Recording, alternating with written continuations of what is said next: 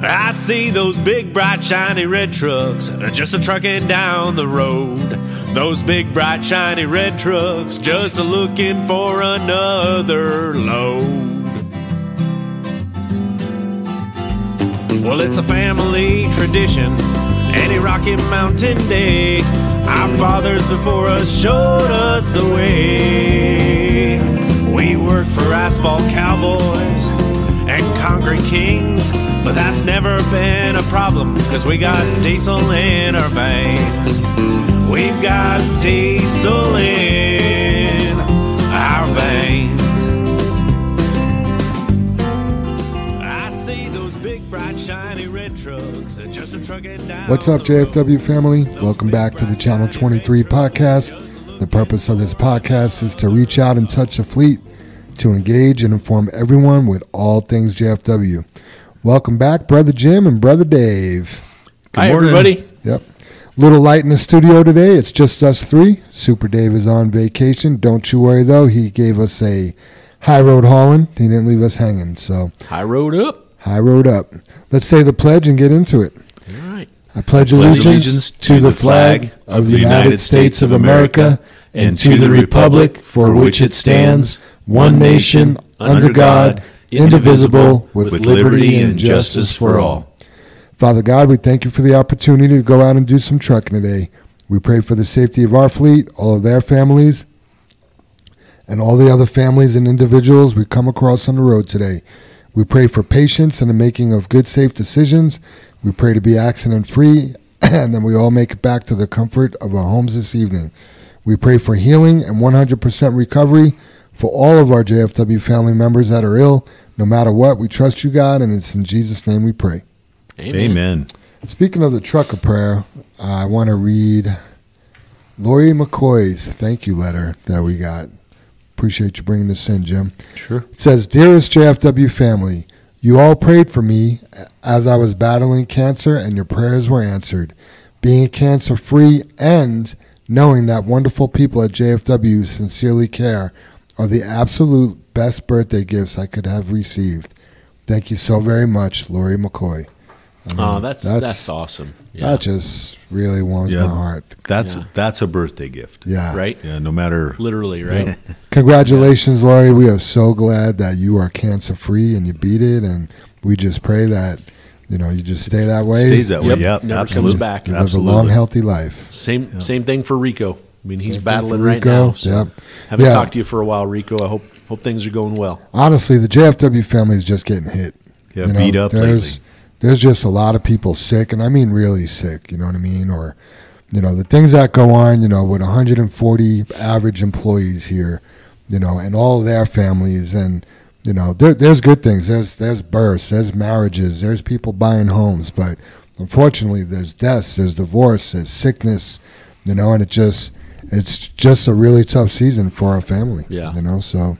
And that's the stuff that weighs on you, too. Oh, yeah. It's not. Yeah, I mean, we have another family member about to start battling some cancer, and I don't know if they're ready for us to mention a name, so I won't. But Yeah.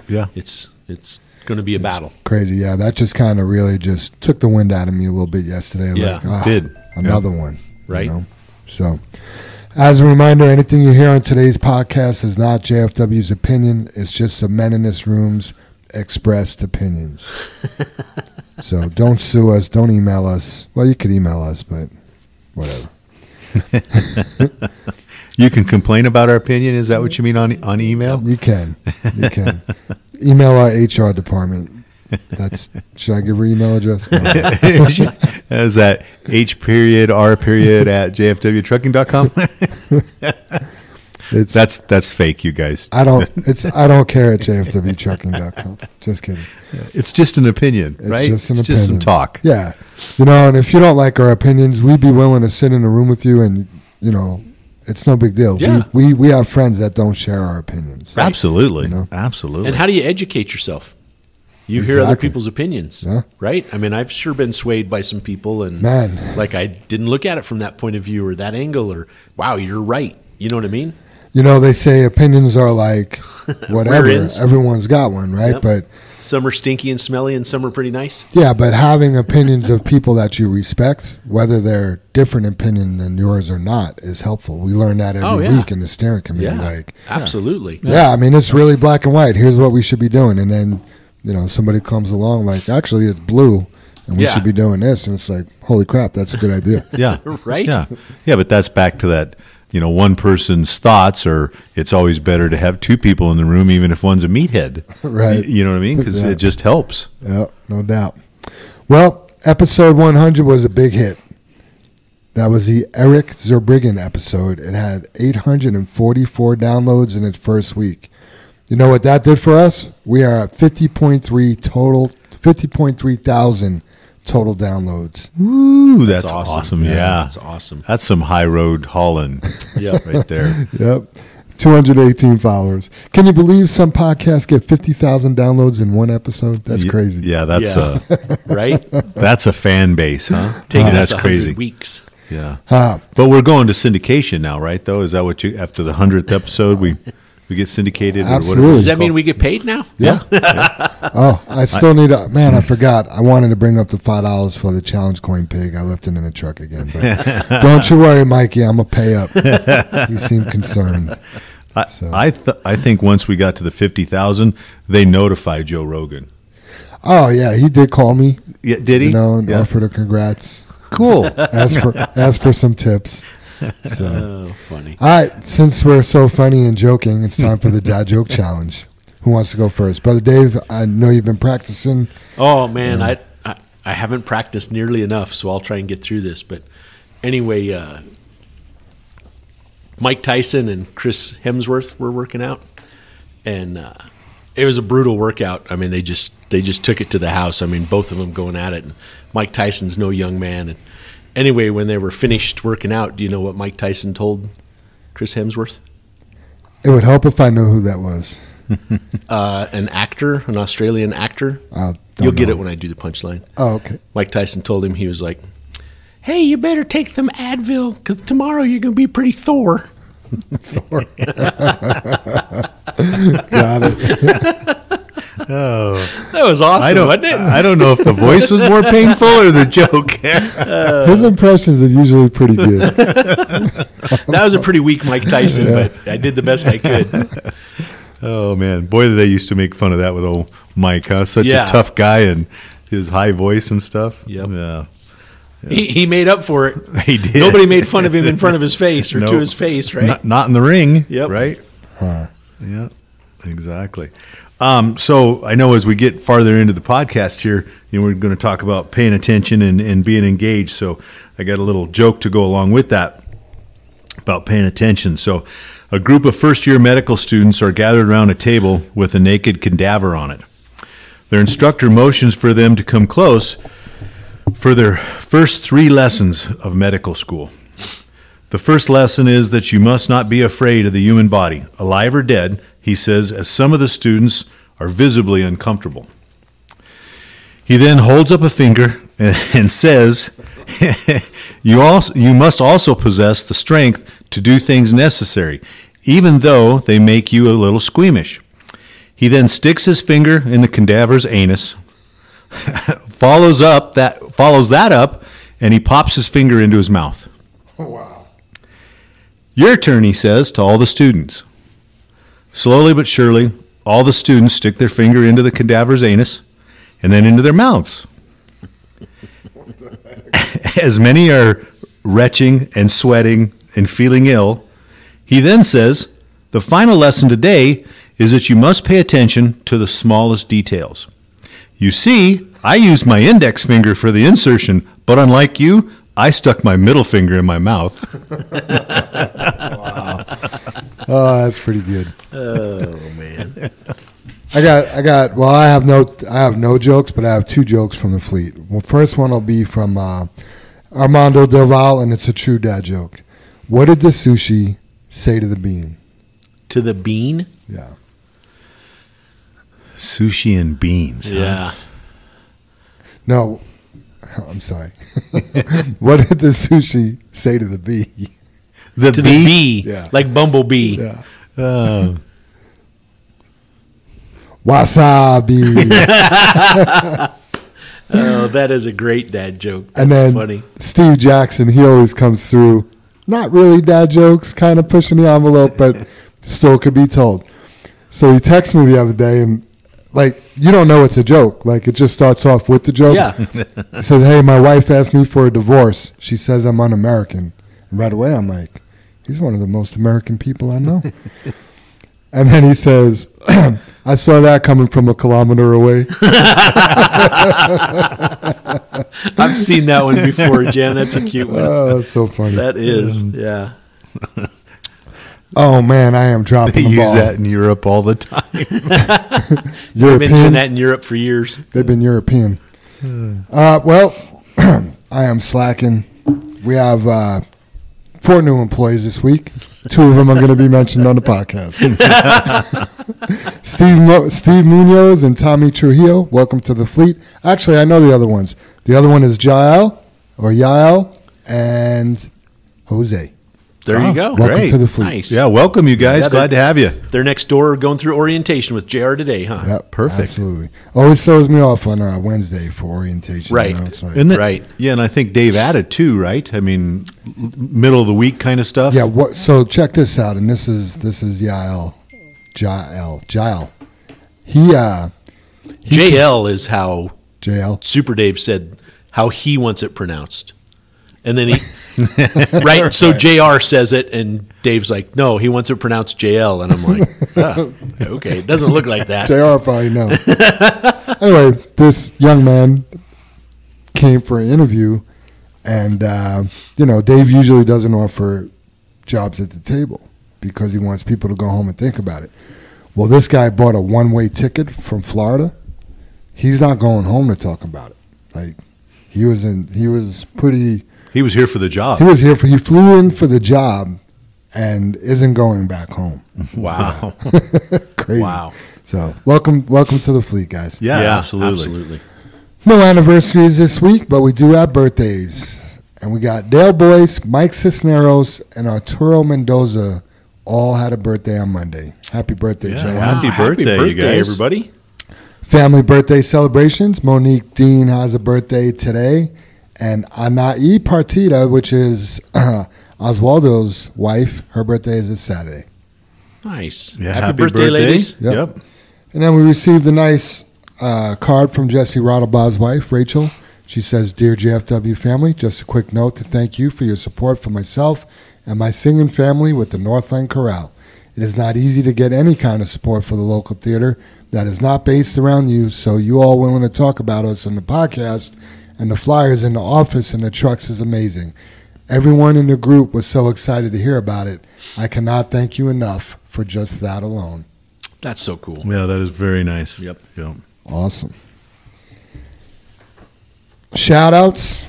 Andrew Nonis. He gets a shout out from me. Andrew hit a deer up on 285. Man, he did everything so perfect. Hit the deer, called me, told me what happened. He was out checking the truck out, reported everything. Just great communication and a great job checking out the truck the way it's supposed to be done. That's awesome. Yeah, isn't that it? is great. Yep. And then I got a shout out from Paco. Excuse me while I pull it up. I'll jump in there while you're pulling it up, Jan. Right. I have a shout out for David Olson this morning in 0080. He called in, did a great job explaining that he had a nail in his tire. He found it. He heard an audible air leak. He wasn't in that truck yesterday because he was off sick or whatever the deal was, and caught it before he left the yard. So win-win. Good job pre-tripping, David. That's what we need, man. I'll have to look up, see who was in that truck yesterday. Yeah, and David's description too, Dave. He described that it was a bolt, that it was in the center of the tread, wasn't on the sidewall. Yep. It is audibly leaking. Yeah. So whether it wasn't, whether he moved it or just heard it, the Yeah. whole bit to catch it and just Yeah. not drive on it. Yep. I mean, how many tires have we ruined by just leaving the yard? Oh, yeah.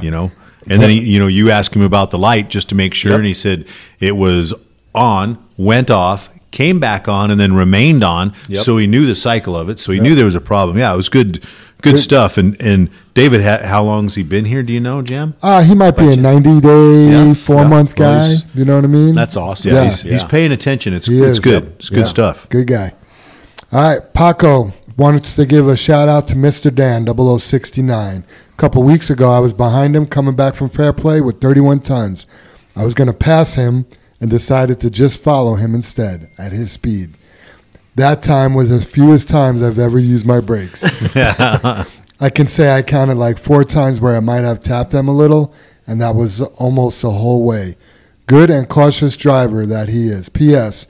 When are you going to be a guest on the podcast? We'd love to hear about your Coast Guard stories and how you used to fight mermaids and pirates. Are you ready to tell your story? Ha ha. Paco, I'm a guest on the podcast every week.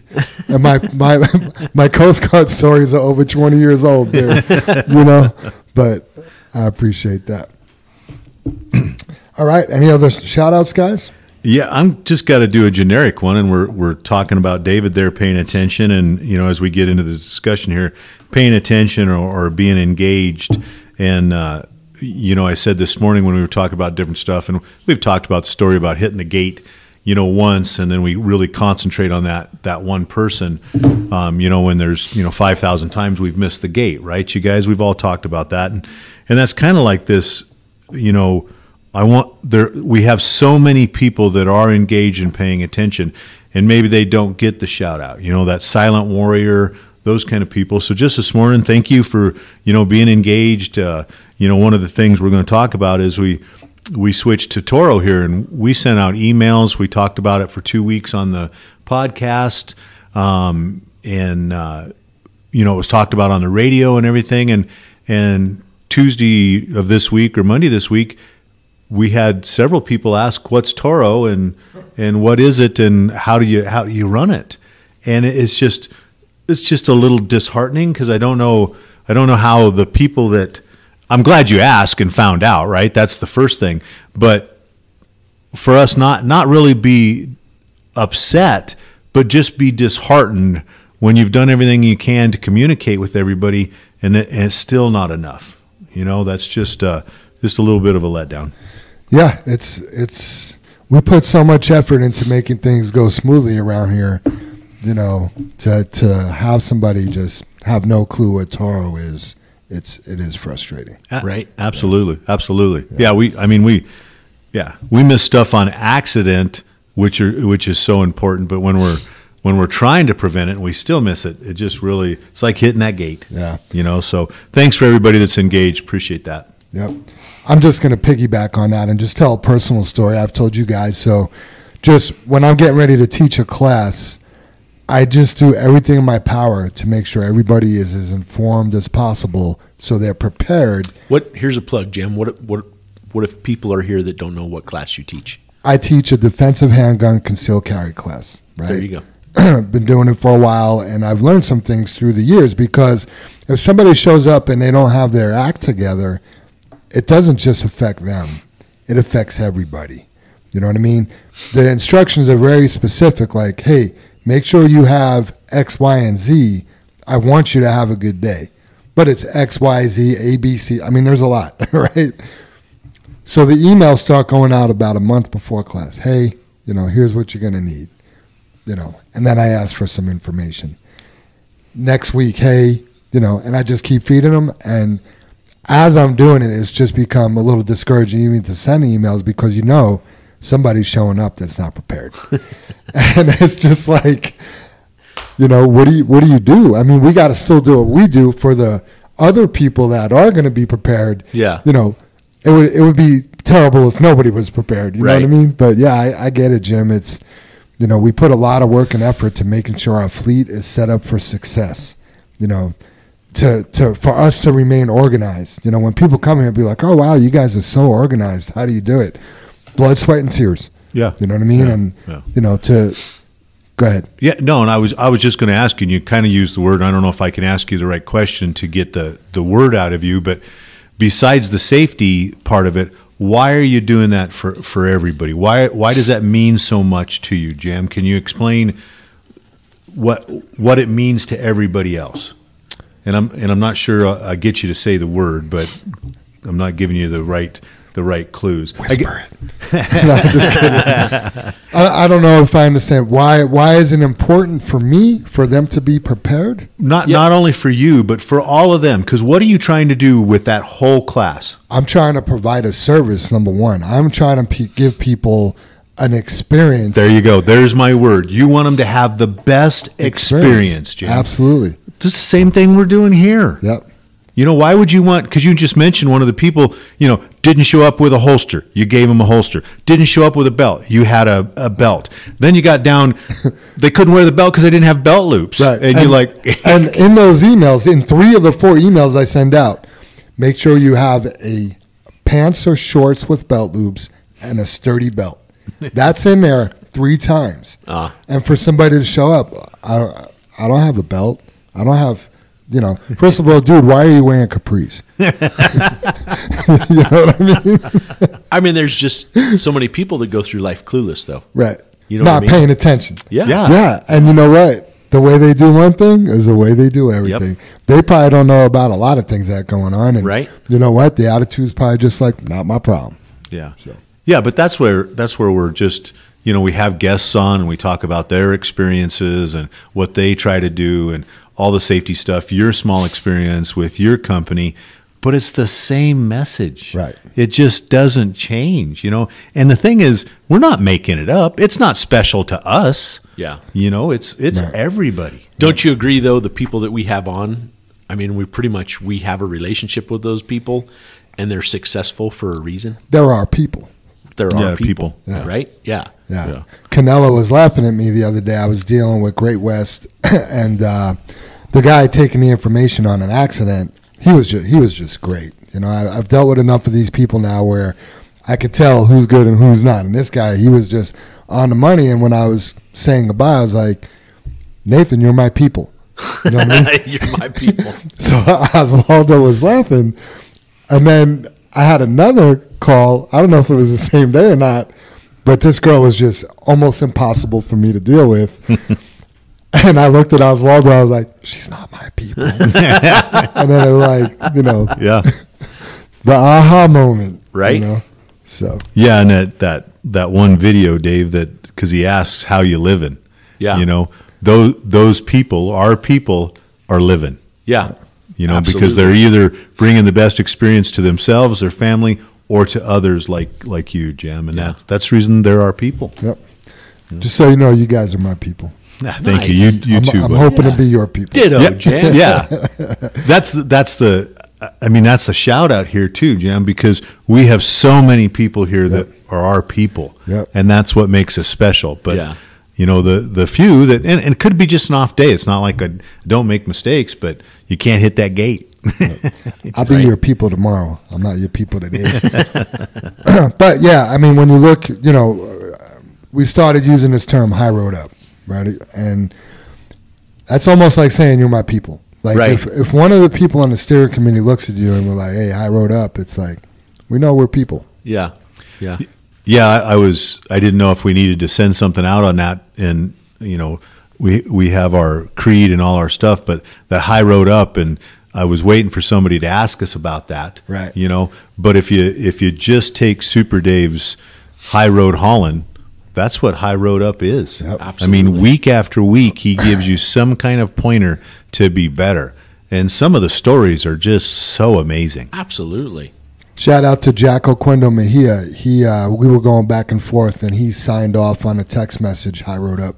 That's beautiful. That's cool. So it is catching. That is It beautiful. is catching. Yeah. Jack, you're a people most of the time. Yep. Was it just UP up, or was it like the UUUUPP? High Road Up. No, yeah, he doesn't. You know what my All right, he's response not was? quite our people. No, I'm just kidding, Jack. That's can, awesome. Can you see my response? I love it. HRTFU. Yep. Love it. Yep. Can't say that on a public podcast. I mean, we could. We won't. I rode the Up. Right. up. Awesome. All right, let's get into the meat and potatoes. So we had an accident last week, pretty bad one, and we wanted to talk about what can happen when you're distracted by your food, your phone, cooler, just talking on a headset, what the ramifications are, what's at stake, stuff like that. So Yeah, when you say bad, Jam, it's there's such a it's not even a gray area. I wish I could have you guys all feel it. I guess I did that the one podcast where I tried to give an example of when you get that pit in your stomach, when it just makes you I have it right now just talking about it. Right, Jim. when it just makes you We have to sick. talk about it, and I don't want to talk about Yeah. it. And it's not just an accident, Jam. It's an at-fault accident. away at fault. You know what I mean? And Yeah. and luckily the other person walked away. Didn't Not even a- take an ambulance ride. not a scratch. It's Right. a miracle. Yes. Right, Yes. right, and that's where I I'm, mean, when the driver called in on the accident and told Jam goes, "Is he okay? You know, is the other person okay?" And the driver said, "I don't even know if he's alive." Yeah. Yeah, you want to talk, and I know you both have experienced that. That's the first time I've experienced. I've been on my way to accidents wondering if how bad it is. Yeah, they're alive. Yeah. How bad is it? Yeah, Right? luckily, we haven't really had any. We haven't had any injury accidents where somebody is bleeding out or critical or Right. anything like that, where we've been at fault or otherwise, right? Right. But to hear the driver tell me, "Hey, I was just in an accident. I don't know if that guy's alive back there." It doesn't feel good. right, it's just, and how do you describe that feeling, Jim? Yeah, how do you we know. get that? Because it was bad, but it could have been worse. Yeah, but we split- want to explain to you, it's bad. a split second, either way. Yeah, You know, Well, if we were, I if we got to back up, Jam. back up. Wasn't a split second. 4 seconds. No. What I was going to say, a split second either way of the point of impact Oh yeah. could have been life or death. Yes. Oh, yeah. Yes. I apologize. I Yeah. interrupted Oh, it's you for okay. that. Yeah. I'm used to being corrected. It's fine.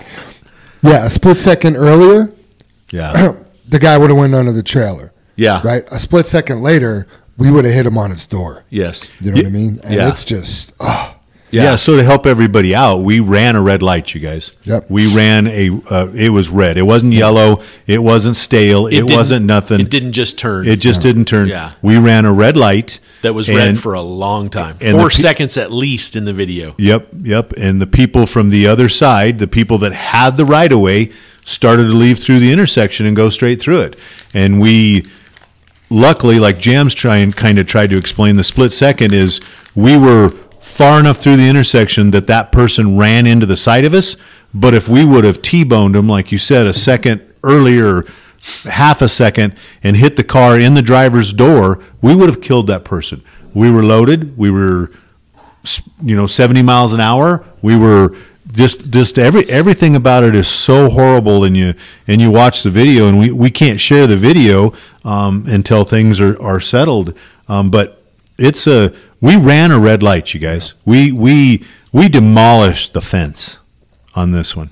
We Yeah, the gate. the gate, gate the post, gate, yeah. the fence. We took out And the car. and the car, the Magnum. The Magnum. I mean, I was telling somebody about it, a family member, and they joked and said, "Did it have a Hemi in it?" Because I said we removed the hood, Right. and they were like, "Oh, did it have a Hemi in it?" Not when we were done. No. It was short a few cylinders, I think. yeah, but if you want to buy a good, safe car, Yeah, it was Dodge Magnum may be the way to go. Yeah, it held up. Yeah, and we're joking about it, you guys, but the level of sickness and how it feels, and this is the reason for the podcast. This is the reason for the talks. This is the reason for the safety committee. This is the reason for the everything we do is right here. We are accident free. We were not accident free. Yeah. Yeah, I've said it before, and we kind of coined it a little bit, but you're one bad decision away from blowing up your entire life. This guy was one bad decision away from blowing up all our lives. If that was a fatality, Yeah. I don't know how long. An at-fault fatality. Yeah. Oh my He god. just basically killed somebody. Yeah. Yeah. I mean, you talk about the nuclear verdict, right? Yeah. JFW, just so you know, you may think JFW is loaded. We can't afford a nuclear verdict.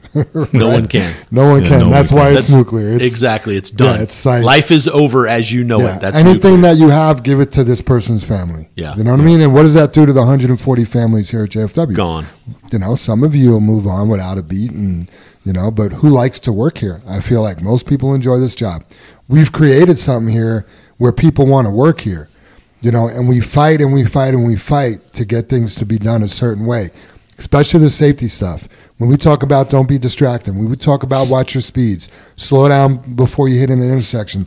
That's not because we like to tell people what to do. It's a safety issue. Absolutely. And we're trying to like, we've had meetings the last couple of weeks trying to launch JFW to even another level of excellence. And then to come in and have somebody make that bad decision, it just feels I feel betrayed. I feel betrayed by that driver because we didn't teach him to do that. We've tried to just feed you all the information to do this job the right way, and to have somebody just come in and do it their way and put the whole company at risk. It's disgusting. Like, it's frustrating. I was joking earlier comparing my emails. Like, oh, I sent out 4 emails in a month and somebody didn't listen. But we fight here every day at JFW to be safe, and to have somebody just cruise through that red light, you know, instead of stopping and hit another vehicle, there's no words really. It's just gross. And then there's an ownership issue of the situation. Oh too. yeah, it was the other car's fault. He shouldn't have mashed on the gas when the light turned green. Yeah, when he had the right to go. Yeah. How many times do we all want the car in front of us to go because the light's green? Right. You know, and I want to mention too is that when we're because we've talked about it, I've told a joke about it, engaged, paying attention. We've used all those words, but this guy wasn't on the phone with it in front of him. He wasn't reaching in his lunchbox. He wasn't texting. He wasn't texting. He wasn't. It was like he was daydreaming. Yeah, and so he wasn't asleep. He was wide awake. Wide awake. So everything was just this guy was not paying attention. Yep. And focused on the light. And you mentioned it Not too. focused on the light. Yeah, not focused. Well, yeah. He I was focused on running the light. Yeah. I mean, any light you come to, you're like, you know, we talk about the stale green lights. I mean, I'm pretty sure JR has it in the orientation, if I'm not mistaken. If it's not, we should add it. But you know, you're coming up to an intersection that's green, you know, because guess what? You're in a big truck. You need to find out if you can stop for the light, if you can, you know, be prepared and slow up, wait for the light to change, and then accelerate instead of being stopped at the intersection. All of those things that you're taught or that we talk about, and we don't know where this guy was at. It's terrible, and we had an immediate safety meeting the next morning. You know, this happened late afternoon. I called an immediate safety meeting the next morning to go, all right, what criteria can we create that identifies issues with this driver? You know, is it just an attitude? Is it, you know, what are the flags? What are some flags we can pick up on the first 30 days he works here or she works here to go, this not our people. This guy's not our people, right? And you know, you know, what people don't understand is everyone that cares about working here truly gets it, right? They're engaged. Mm-hmm. They like JFW, and they understand this guy jeopardized life at JFW as they know it. Yep. Right? And when we get the group of people that are here that understand that, hopefully they can help spread that influence to the others. You know, it would just be to such great avail that when we hire someone, they almost have to meet the approval of everyone. Like the shop. Right. Exactly. And I guess, you know, that's the next level, right, Jan? Right. You know what I mean? And where it's like someone looks at this guy's safety record and it's like, no, he's got 2 speeding tickets. He's not our criteria. He's not, you know, and this guy doesn't. This guy wasn't throwing any flags. Right. You know? Right. But there was no ownership. There was some issues, right, of ownership. Yeah. Not when you say flags, you're right, Jim. There wasn't any like glaring red flags. Yeah. Seemed like he was doing a good job. Yes. Yeah. Yeah, so when you're out there making your million decisions every day and you decide to pick up your phone or you decide to do something in an area you shouldn't do it, think about what's at risk, you know, or think about what's at stake. It may not be the risk, but it is what's at stake. Maybe you've picked up your phone 100 times going through an intersection or a construction zone. So it's not the chances of what's going to happen. It's what's at stake if it does happen. That's what you really got to think about, you know? Yeah, and the thing is, are you driving defensively we don't really talk about that. This guy was almost driving offensively. Yes. Yeah, I was just thinking about that, Dave, how many times I've rolled up to an intersection and, like you're saying, the stale light, but I'll just roll through the intersection with the Jakes on.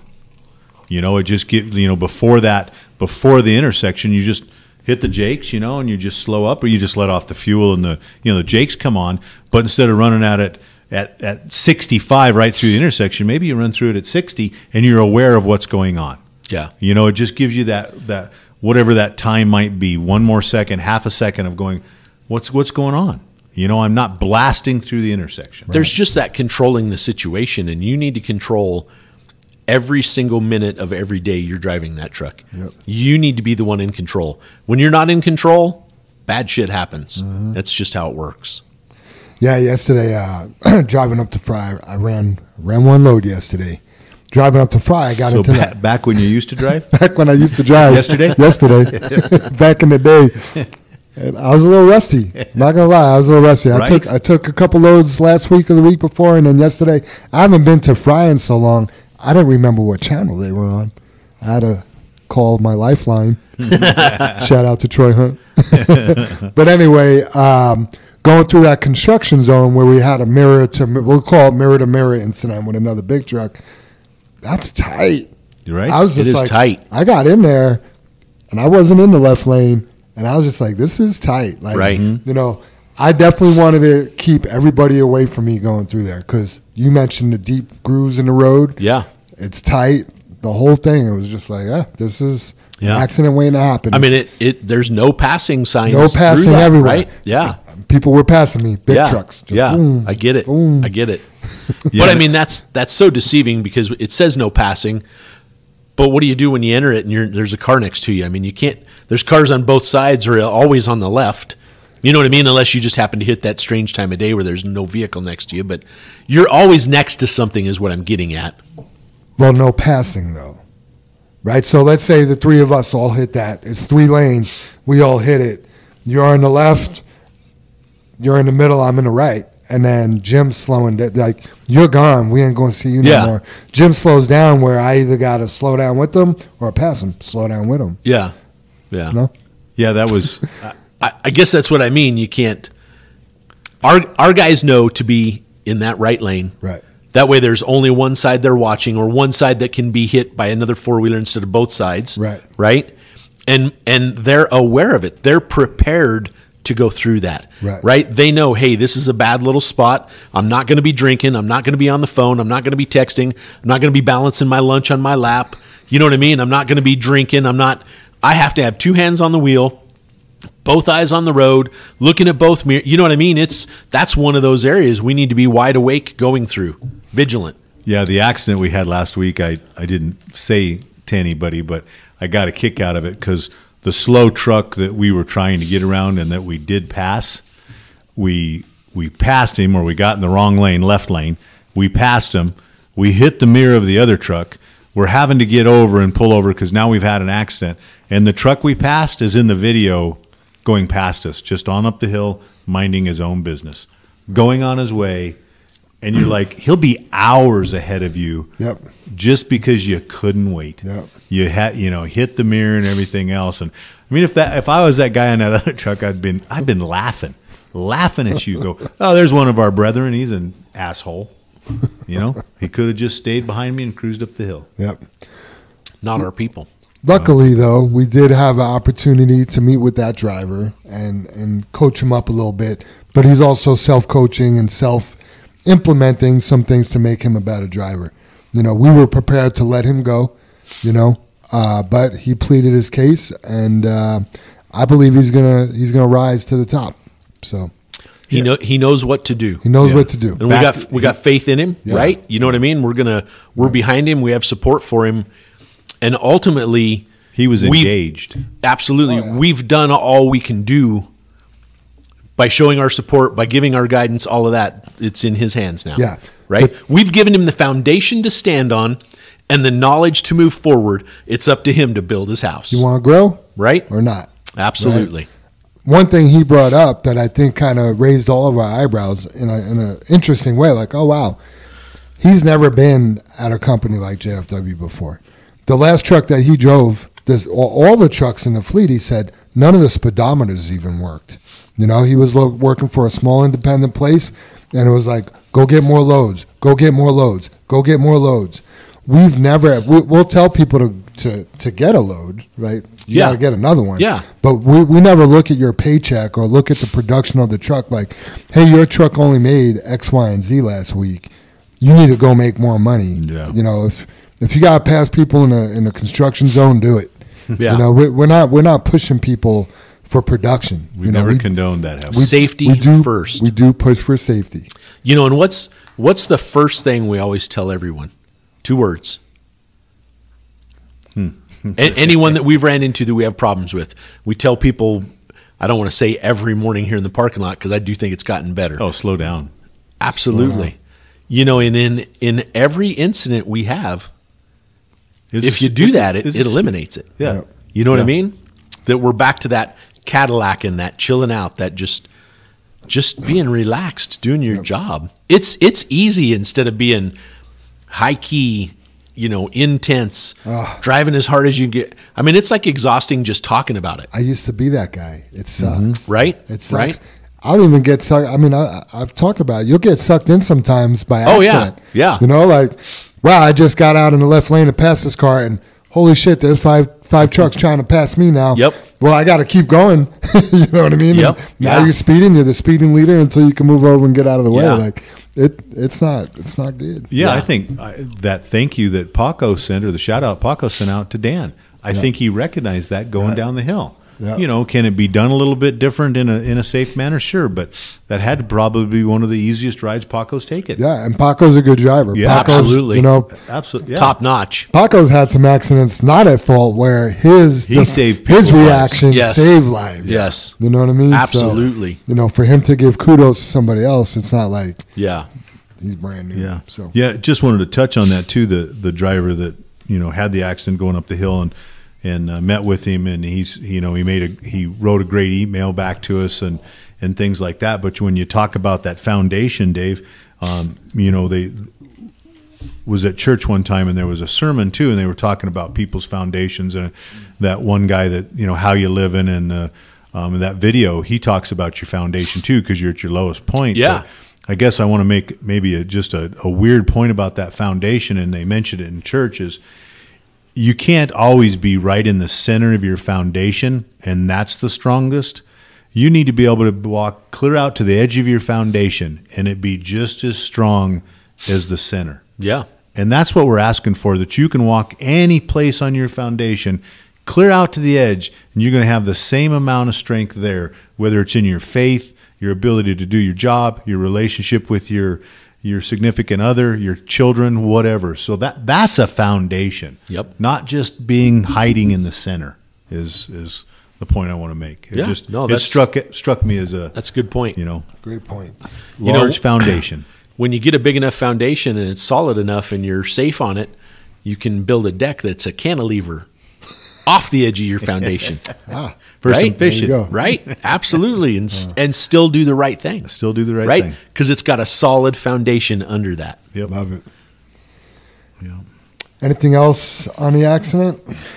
Yeah, I just hope we made the point of the paying attention, being engaged, and how sick it feels, you guys. If you know, just let it wash over you if you thinking that you're not driving your best about killing somebody. Yeah.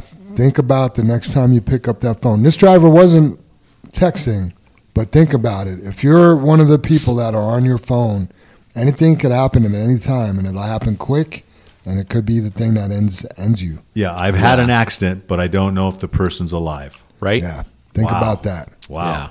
Yeah. And if you do have an accident, and I mean, everyone's a little different, think it has to do with the size of your amygdala, right? But before you call me to say you have an accident and you don't know if somebody's alive, maybe call 911 or go back and look, or, you know, see if you could help that person that you just injured. Right. You know? Yeah, your fault or not. Let's Yeah, let's yeah. help the people we can. Yep, absolutely.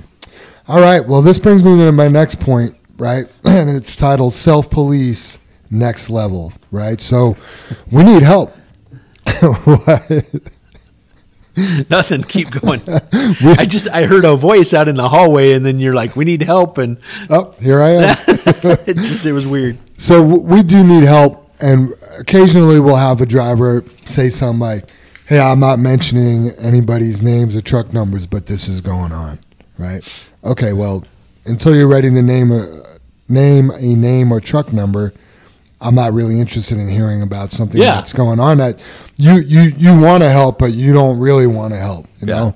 And we're not asking for tattletales, right? But we are asking for help. Try to approach somebody in a calm manner and tell them, hey, that's not how we do things here at JFW.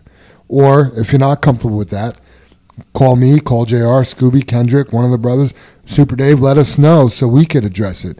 But we're not going to be able to get to the next level without help. And we need to self-police ourselves. And I believe, like, being held accountable from your coworkers is different than being held accountable from your bosses. Absolutely. So to speak, right? So, to me, it goes a long way if you tell your buddy, hey, I noticed you were on your phone when I passed by. That's a bad idea, or let us know, and we'll have that conversation. But don't be scared to pipe up a little bit. This is your place of work as well. If you want to work here for a long time and you don't want to be shut down by a nuclear verdict and you see somebody doing something unsafe, we need to know about it. You're the one out there. You're the one on the street seeing the things.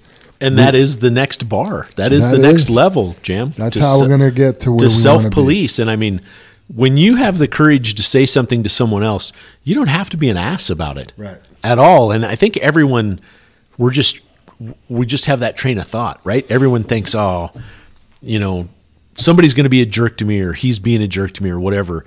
Number one, I don't suggest to do it on the company radio or the CB. Absolutely. Whatever happened. Yep. Either pick up the phone when you're stopped to have that conversation with someone, or if you're witnessing it and you're like at a plant or whatever, man, hop out of the truck, walk up to that driver, put out your hand, shake hands, go, hi, I'm such and such. Hey, I just watched this go on, whatever the situation may be, and go, man, we weren't taught that here. We don't do that here. Throw us under the bus. We've told everyone to use Jim and I for the excuse. If you get caught doing that, Jim or Dave will fire you. Like it's done. That's a bad deal, right? Any one of the leadership team here has the ability to let someone go. Mm-hmm. And when you're making those kind of choices that are going to jeopardize my career, I'm affected by it. Yep. Right? And that's the next step. That's where we need to be. That's high road up. Tell them. Absolutely. You need a high road up. Absolutely. That's not how we do it here at JFW. Yep. Yeah. Yeah. And don't want to argue with you, Dave, because you're exactly right when we talk about it. But there's always that. But I just want to give that instance, and it's a safety thing to me, just to kind of the radio and the CB thing, not to do it over the radio or CB. If you see something that you think you can stop that's an emergency. Oh, of course. And I know I'm just mentioning it that way, Dave, because we had that incident with the power line. But again, that's the next level. When you're paying attention and you see somebody doing something dangerous, say something. Hey, you know what? Sorry, Jim. No. Casey did that to me yesterday. I was getting ready to go under the bins. Casey was behind me. There was a side dump or somebody that was going around the C bins, and he didn't cut it wide enough. So he got stopped. And I had started to go to load under the C bin, and Casey was just like, hold up, Jam, he's about to back up. Right? Wow. I didn't jump on the CB and tell Casey, like, who are you to tell me how to drive this truck? This is my truck. It was Ron's truck. But, yeah, I stopped. Everything was cool. You know what I mean? Thank you, Casey. Yeah, and sometimes you have to be a really big person to take criticism or something you missed. But again, we've all learned that with our age and what could happen, that it's much better to go, man, I didn't see him. Thanks, Casey. Right? I mean, it just, it's so much easier. I'd rather have that than have to call you guys and be like, guess who had an accident? Yeah. Right. Yeah. And listening to you guys talk, when you talk about the next level and people come to us and go, hey, I don't want to mention any names, but this was going on. Click. Yeah. Because so if you're not going to give us any names, what do you want us to do about it? Right. Yeah. Are you just after the drama conversation? Right. Because obviously you're not doing anything about it. You won't give me the information so that I can do something about it. So that is not the next level. Jim, Yeah. just so you know, I'm a good Boy Scout. We have people that aren't good Boy Scouts here. I'm not going to tell you who they are. Well, we had the little joke going around yesterday, and it was funny when you know the whole thing. But snitches get stitches. The one bullshit. I mean, we need to know to take us to the next level. That's all it is. Right. Yeah. It's not to go, I've always hated that guy, I'm going to fire him. Thanks for the info. I mean, you guys all know me, and you've heard me say it, but I'll start a conversation. And there's only 3 of us at our house. Well, actually, only 2 of us now. If something goes south, it's either my fault or my wife's fault, right? Before Sam went to college, it was just the 3 of us, and I would show up and the lights would be left on. I'm just using an example, right? Sam did it. Some weird deal, and I'm like, hey, I got home and the lights were left on all day again, and I'm not going to mention any names, but the initials are Sam. You know what I mean? Right. I mean, I'll tell a story like that, and it doesn't faze me in the least, right? Because that's who it was. Right. And I make a joke out of it, but that's the fact. And, you can handle it that way too. And also keep in mind, if you are saying something to someone and they climb down your throat, just walk away. Yep. And please let us know, because again, they're not our people. Not our people. And they're right. And they're that guy. And if you are the person that is getting spoken to, even by somebody less senior than you, accept it. Yeah. Especially if you are wrong. Yeah. Right? Yeah, and that's a tough thing. That's a kind of a life lesson. And you talk about that driver that we were talking about that we met with last week, Jam, and he was so on the bubble, like you said, we were going to let him go, and he pretty much said and did all the right things during our meeting. Ownership. And he owned it 100%, right? And said he wants to be better, and told us he's never worked anywhere that is like here. And I guess that's what I say. He said all the right things, but he's willing to make change. He took every one of our criticisms and almost said thank you. Yep. I didn't know that. Yeah, no, he did. And then wrote up his own line of correction. Yeah. Like, I'm going to start doing this. I'm going to start doing this. It wasn't just, I'm going to be safer. Yeah, and it wasn't 3 lines. It Yeah. was well thought out, put together. It was. I thought you wrote it. I was proud of you, man, because that was better than I could write, Jam. I was impressed. Here's the thing, too, is, and this isn't directed at this driver, but we've had this happen before where it's like, what you're doing isn't lined up with the way we do things at JFW. We're thinking about letting you go. Oh, well, I'm going to change. You know what I mean? Make that change now. Don't wait until you're in the spotlight so much where all we see is you to make the change. Yes. Make it quicker. Yes. Yeah, self-police yourself. Self-police, yeah. And just to capitalize on that, when I seen the email, I even asked you guys, You were skeptical. but it acted like he took notes from your meeting. Yeah. He And- took some mental notes, Jim. He wasn't writing them down, but he got it. So obviously he paid attention. Yeah. Yeah. I mean, this kid has the potential to not only be our people, but be a leader here. Yeah. And that's That's what I hope and pray for him. yes, Yeah. yes, yeah. And again, we all have to.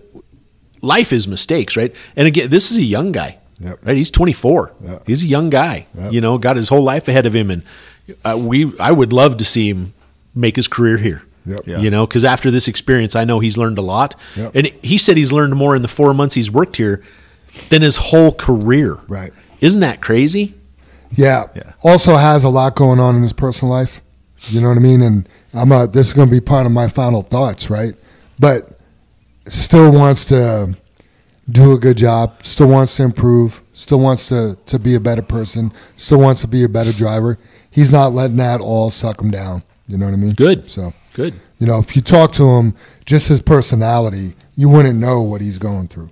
You know what I mean? Wow. So, Yeah. Because at some point, like you said, Dave, he can be a leader and stuff. I just want to put on here. He can probably look at somebody someday and go, "You can HRTFU."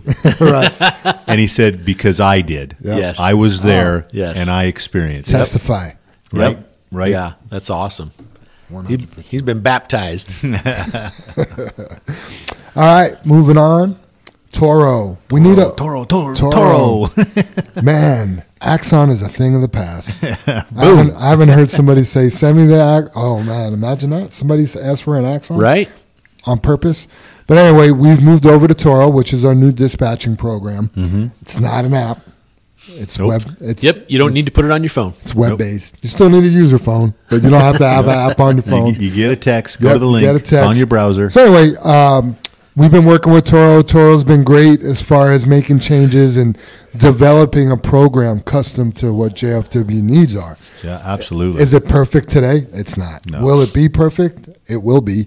Yeah. Because it'll be ever evolving to what we need it to do. Right. It's not a canned dispatch program with this is how it is, manipulate it. Because that's what I'm used to. I'm used to getting programs here, and we got to manipulate it to work for us because we do things. Right, but it's a program that's been out for 10 years.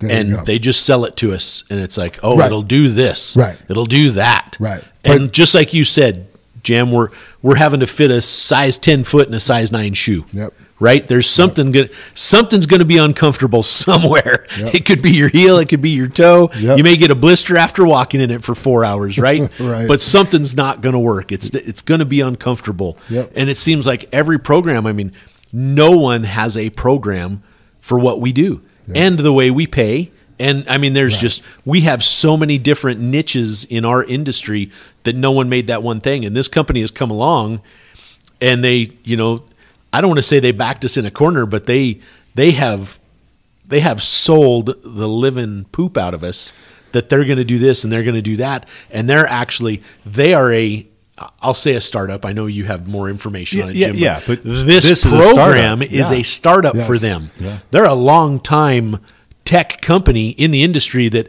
actually sold an app and became gazillionaires. And now they see the need for this. And I mean, they've had engineers working on it and tech guys. And I mean, we've had an office full of people, I don't know how many times, and, long phone calls. And our team's coming. They mean like 2 football teams. Right. Yeah. And the support. And the cool thing is they are developing this for us. So it's exciting, Jam, to hear, right? Okay. Is it perfect today? No. Will it be? It's going to be. Yeah. Right? That's their promise to us. Close. And I mean, they are I think I saw 4 emails yesterday like, hey, ran into something. And it was, in my eyes, it was. Or we're fixing it? Yes. In my eyes, it was us bitching about it, even though we were just letting them know this doesn't work. And they're like, oh, thank you. We're going to we see that. I've sent it to blah, blah, blah. I saw one this morning. It's just like we're talking about with the drivers, right? Like something's not working. Right. We've let you know, and you're like, F you. You stick to these guys are like, oh, thank you. We need to fix that. I seen a first line in one of the response emails that said, thanks for calling that out. Right? Yes. Right. I mean, yes. Yeah. Yeah. Yeah, and just to brag about them a little bit is they haven't charged us a dime yet either. I was about to ask you, are we paying for that yet? Because, I mean, I'll let you touch on the agreement, but most of the time when somebody brings something to JFW, they want money. Yeah, they may give us something, but they want money and they want it right now. It's never like, we'll wait to charge you until you like it. So I'll let you speak into that a little bit. Yeah, just that's it in a nutshell, Jam. They always want something up front, or we need to start this, or if they're going to send anybody to your place to help you with onboarding or programming, they're going to charge you. I mean, Axon, when we started 7 years ago or 8 years ago with them, we had the choice to fly somebody out from Canada and then put them up in a hotel and be trained by him. And we're like, well, we can't do that. We're going to have to muddle through it. And Toro has not done this. And the people they've sent out, they're our people. They're personable. They're smart. Yeah. They get it. They work with us. Not one of them has looked at us and go, I can't do that. Yeah. 3 of them are local here in Colorado. Yeah. That's a huge thing we've ran into. It's, even though it's tech and they can just log on, when you put a face to a face and they're here and you have human interaction, it's better. Yeah. Marco and Connor. Marco's been here a lot. Connor's a great guy. I mean, they're just it's good stuff right now. And so to mention that, Jam, just so I don't forget, because I made a side note, we're going to run in 2 programs, you guys, Toro and XBE. XB is still part of what Brandon, our customer, wants. So that's still got to be there, you guys. There is no more Axon, and we're going to be running an XB and Toro. That's just the way it is. Toro is going to be our system. You know, I told Dave last night that on the payable side or the billing side, invoicing side, Ann and Amber put a bunch of invoices together to send out to the customer after running a couple of days here, you know, Monday or Tuesday. And we had some small ones we could go ahead and send out. And so we emailed them out right out of the program. Ann got notification that the customer opened up that email through Toro. I mean, that's great. I mean, not that we can't get notifications. That's not something new when somebody opens your email. But that's through our billing program, through Toro. Right. You know, and I'm like, how cool is that? So you actually know the customer. They may not have read it, but they opened it. Yeah, and you you may can not go, have paid it. Right? You can go, here you go. I see you opened it at 3:00 on, 10/2. You know, so yeah, good stuff. And I think that's the stuff that you guys being in the trucks all day and you're just putting your tickets in, you don't see what we're doing as far as trying to make it better for everybody. Right. And I think the Toro, and they were going to talk about making the Arrow a little bit better, but I ran in it fakely last week, and the big thing is just to hit that arrow up at the top corner there, the left top corner that says all loads. And it pretty much, what'd you think, Jan, because you drove yesterday, did you? Yeah, so it was easy to use. Receiving the dispatch was clear, uploading the photos easy. You just put in the ticket number, you put in the weight. The thing that I didn't really love is it doesn't seem final. It doesn't seem like, okay, so I did this, and it's not like there's an enter button and it goes away. It's right. Like, it says completed or it's whatever. like I took a picture and then it's still sitting there, and it's just kind of like, I don't know, but I'm not used to it. It's the first time I really engage with it. I can't help you with a little piece of that, and we are talking about different options for that, but all that will disappear when we bill it. Gotcha. And we will be invoicing every day. Gotcha. So that should clear it out. And then I did hear somebody this morning said that my Toro disappeared. I didn't have my dispatch. And I didn't get on the radio, but if you have any one of your texts from any point, it doesn't have to be today's, it can be a week ago. As long as you hit that link to get to the link, you can look at it. Yeah, you will have your loads for today, and you hit the corner, up in the corner of the arrow that says all loads. I haven't, maybe they are, maybe we've got some instant, but I didn't have one load that was out of order, and Linda switched them all day long for me. Wow. And they were always back in order and what I needed to do.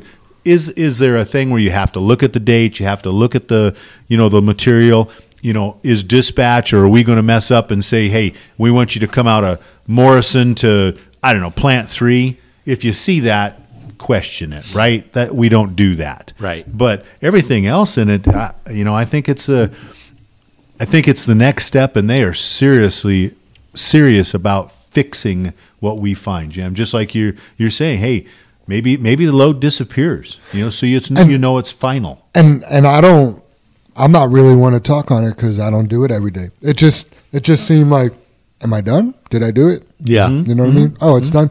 But the good thing about it not disappearing is if you made a mistake, you could still go and fix it. It's not gone where you got to call dispatch and be like, oh, hey, I put in the wrong tonnage, or, it's right there for you to go back and look at. And you could always upload another picture to it, which is something I like. So it just seemed weird. I didn't know if I was done or not, but also it's still editable. Editable. Yeah.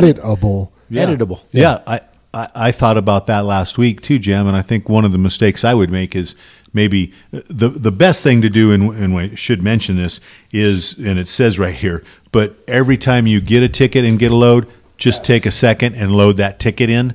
And I would have a bad habit of taking all my tickets at the end of the day and just uploading them and taking the pictures, but I could see taking, I don't know, making this up, you guys, a Vara load to 2 over a Morton load to 2 and switching the tickets. Yeah. That's why the notes in the podcast is that's exactly what's going on.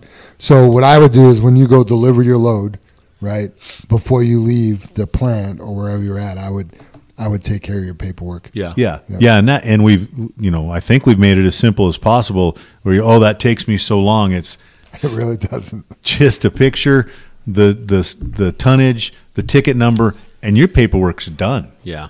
That's pretty nice. Cause if this does work, you guys, it's a game changer for every division here or department, I guess. Awesome. Coleman O'Mara wanted me to talk about using channel 19 on 285. That's just, so we use channel 23 everywhere we go, except in the pits and the plants. Some of those actually use channel 23 along with us. Out on the road, we stay on channel 23. That's our company channel. Other companies have other channels, right? But it is a given. Like, it's just an unknown, or it's just what you do. When you get on Highway 285 to go to Fairplay, everyone switches to channel 19 because they all understand that's the channel that's going to be used on Highway 285. Right. Right. So if you're on channel 23 and something's going on, another JFW truck may be trying to get a hold of you, and you're on channel 23 and they're on channel 19. Yeah. There may be a missed opportunity to get some information there. But I don't understand. Why should we, if our channel's 23, why should we run a 19? Well, there's a lot of trucks. These questions are so hard for me to ask. So we're not the only ones that run Highway 285, and it's just such a... Oh, so like another company can talk to us, like a fuel hauler or a flatbedder. Or, yes. All right. Hopefully everybody heard that. Yeah. If they listen to the podcast, they did. The guy that's not listening won't know. What podcast? Right? Exactly. What's Toro? I haven't heard of a podcast. You guys got a podcast? Wow. Appreciate that, Coleman. Yeah, good call, Coleman. Yeah. All right. What do we look like every day? What are we wearing? How do we look in public if we were on the news or in a paper relating to an accident, our fault or not? And I guess we could have just put this behind the accident, but Brother Dave, you dinged me the other day. And I didn't ding you. I didn't ding you. You dinged me. We talked about it. My feelings are hurt. We talked about it because it's a fact. So yeah. Here, well, I think you were I was aggressive. No, I mean I think call you were H period you were a dot friend. You R were period. a colleague. You were that guy. I'm writing my councilman. Just asking Jam, and sounds like Jam's got a little defensive, like he got his feathers How up. dare It's you. okay if Casey does it. Says he, don't run into that truck. But No, so years ago, this was years ago, you guys, we had it was our first bright red truck. yep, big red. Right? Big red, big extended hood Pete, big stacks, had the mufflers off, all 6-inch straight stacks, dual Vortox cleaners, the big bumper, the everything. And we had all this stuff on it. And at some point in time over the years of owning it, we took the Peterbilt emblems off the side and we put the big chrome flame behind the Peterbilt emblem. So, you looked at it and there were flames on the side of the hood, and it just, to us, it looked cool. It was a look, right? It looked mean, fast, angry, Aggressive. It was cool. Badass. Right? It was cool. Get the That's job a big done. badass truck, JFW. You know what I mean? Yeah, it is. That was the mother trucker, right? And so here's the story, you guys and gals. Until, right? So we're southbound Highway 85, headed down to Plant 13. The college campus there, right across, just past Littleton Boulevard as you're going south. An old man starts walking down the sidewalk. We're parked at the light, and this old man starts pacing us. And then at the last minute, as the truck leaves the light and is taking off, probably 4th gear, 5th gear, however fast an old man can walk or run, he commits suicide and jumps in front of the truck. Driver tries to swerve, slams on the brakes, and it's not like we're going 50. We're getting rolling, right? We're 3rd, 4th, 5th gear. Driver parks on top of the old man's chest, splits him right up the center, and guy's dead. Guy committed suicide right there, right on Highway 85. So, pretty instantly, like, it's a freaking emergency. Everyone's deployed. Everyone's headed down there. At this point, we don't know what's going on, but fairly fast, and when I say fairly fast, it was still hours for us to find out, but while we were on scene, and I say we, I'm taking credit. I was out of town. Jim was stuck dealing with it all, and thank you for that, Brother Jim, because it was literally a bad situation, right? But here's the deal, you guys, why we talk about how we look. what stickers we have on our vehicles, how we are portrayed in the public. The news showed up down there, Channel 31. They just took a picture of that bright red truck with our name on the door, with the flames on there, and they said, "Truck kills man." That's all they said too, put. Dave. I gotta say that. Truck kills man. And you guys, when the public sees that, everyone that contacted us was like, number one, we're sorry to hear about it. What went on, and you explain it that the old man committed suicide. And it took them about an hour and a half, and they were consoling the driver at this point that, hey, this wasn't your fault. This guy, they found a note at his house. He committed suicide. Yeah, you were the lucky person, blah, blah, blah, blah, you guys. And this driver, he didn't drive anymore after that. He tried to. He was done. He was out. He couldn't drive anymore because he physically had killed a human being. Not his fault. I mean, it was not his fault. But this guy chose to end his life that way. And I guess what we're leading up to is we looked on camera like we were the most guilty. And, of course, the news portrayed it that we were guilty. Because that was the statement. That was the sensationalism of it. Truck kills man. Not man Doesn't commits suicide, truck accidentally kills him. Or not man ruins profession of truck driver. Yes. Right, exactly. Yeah, Thank you, Jam. Right. Nope. So that's number one, why we hate the news, right? But bigger yet, what this is leading up to is how you look in those situations. You may not be prepared for it, but how we look. And I guess, Jam, since we're talking about it, and you're like, you ding me. I laid the smack down on you, right? So here's the story on Jam, right? I was dressed super professional. I had a JFW shirt on. An anniversary shirt. Our big badass 511 anniversary shirts, right? Well, it happened to be an anniversary shirt that we bought for someone that quit before they got their anniversary, right? So instead of just having all these shirts stacked up that we give away to Goodwill, we've been trying to put a Velcro patch over their name, and then we can put Velcro patches over it. And we go through the patches before we put them on, and think they're okay. Yeah, we approve them to be on the shirt, basically. Go ahead. Now. So the next part of the story is right. The Velcro patch that Jam had says "Send it." Right. And I have to say, I probably looked at the patch and send it to me. Says, hey, let's get the job done. Let's be engaged. Let's be here on time. Send it. You're going to send it. You know, let's not be afraid. Let's get it done. Yeah. And go ahead, Dave. Right. Yeah. I totally. It's how you look at it. Right. It's your point of view. Right. So here we are. We run a red light last week. We have an at-fault accident. We nearly kill somebody. Yeah. Right. Or we think we nearly killed someone. Right. Like. Thank the guy didn't even take an ambulance ride. Thank God. I mean, not a scratch. Literally, when you said "thank God" you were alive, Jam. When you saw him, I was like, "Man, you are spot on." But anyway, so the police or the news wasn't at that accident. Thank goodness, right? No. And I was just so you know, I'm up there with my "Send It" shirt. Yeah, and I'm not after painting a bad picture because this was something we've learned and we're evolving, right? This is an ever-evolving business and life, and we should all evolve as human beings, right? But the base of the story is Jam standing down there in his JFW shirt at an accident scene that we're at fault at with a shirt that says "Send It," next to a driver that's standing there with a shirt that says, what did his shirt say? "Just leave me alone"? Yeah, he wasn't wearing that. He put that on his way back. Okay. I think that was for us. Okay. All right, but that's what it said, right? So leave me alone. Leave me alone. Just it was just leave me alone. Yep. Okay. So I thought he had that on at the accident scene. But anyway, either way, Jam, right? If he were to have that on at the accident scene, let's say that. Right. We're standing there at an accident that's our fault, and one guy has a shirt on that says "Send It," and the other guy says "Leave me alone."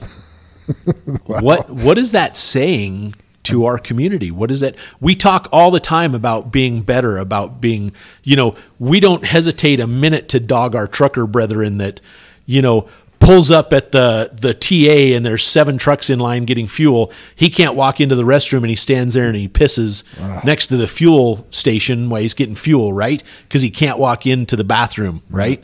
We would dog that guy, and I guess that's our instant. And we've learned from that and moving forward. And when I was talking to Jam about it after the accident, I didn't think about it. None of us thought about it. When you got the shirt, it was like, that's pretty cool. Hey, so the reason I even have that shirt, I was up here getting a safety vest for somebody, and I saw it, and send it means something to me. It's a firearms thing. It's a long-range precision thing where your spotter and the shooter are talking to each other, and the last thing that the spotter tells the shooter is, send it. I have that same exact patch on my backpack, so I'm like, wow, this is meant to be. Like, right. I'm going to ask Brother Dave, hey, can I have that shirt? Brother Dave's like, I don't see why not. I was like, it matches my backpack. It's my favorite JFW shirt, right? So, yeah, it was a little bit like when you brought it to my attention, I'm like, I can't argue. So just so you know, same thing. I teach the same thing to my students. Jim, I have to apologize to you because you put a little time into it and to your daughters for making that tombstone sticker for me with the 2 guns like this. So I have this tombstone shirt on. Tombstone's a gunslinging thing. And I put a sticker on the back of the JFW truck, and it's got, you know, the guy with the hat and the mustache and 2 revolvers pointing like this, right? That's not, if I get into a self-defense shooting and somebody takes a picture of that and shows what my mentality is, oh, this guy, man, he's carrying. Right. Yeah, he wants, right. You know, he's letting you know. I don't have the right analogy, Jim, but it's a racial, it's not, Profiling. profiling. Thank Yes. you. Yeah. Yeah, so I mean, what I tell my students is don't dismantle your self-defense case on social media. Meaning, there's a news story. Guy gets caught in someone's backyard stealing a catalytic converter out of their guy's drive.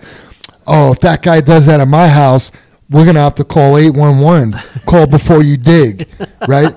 So, I mean, these are I haven't heard that. That should have been a dad joke. these are things that people do. Oh, Yeah. you're on my porch. I'm gonna put 2 in you, drag in your house, and put 2 warning shots. Like when you talk like that and you act like that, And you right? and you put that on other people's posts. That's your response all day long. Now you're premeditated. You've Yep. been waiting for somebody to steal something out of your driveway. Yeah. So I scraped the sticker off the JFW truck. I got to clean it up a little bit because you could still see the glue, right? I'm getting there. But I feel bad because you put time, your daughters put time. There's a little bit of money involved. But So you caught that on your own, Jim? well, yeah, I mean, it's on. Every time I looked at it, I told myself, that's probably not a good idea, right? But then I'm preaching to my students, you know, be inconspicuous. Right. You know, don't flaunt, Yeah. don't, take the stickers off your vehicles. Plus, you don't want your vehicle getting broken into to steal gun. You know what I mean? Like, Sure, which sure. you shouldn't keep guns in your car anyway. Whole different podcast, whole different show. But yeah, it's true. Like, what does it look like to other people? You know, how are Yeah. you being perceived? Yeah. You know, I get So, it. Same thing. So, yeah, I mean, the nice thing about the Sended shirt is the Sended is Velcro. So I could pull that off if I'm ever responding to another accident. I mean, put it upside down, get a different patch, maybe one that says "Don't send it." I don't know. But it's all in context, Jim. You know, the Right. send it, just like you said, the shooting thing, and like we all taught, we never thought about that, but it's in. I know the perfect patch. High Road Up.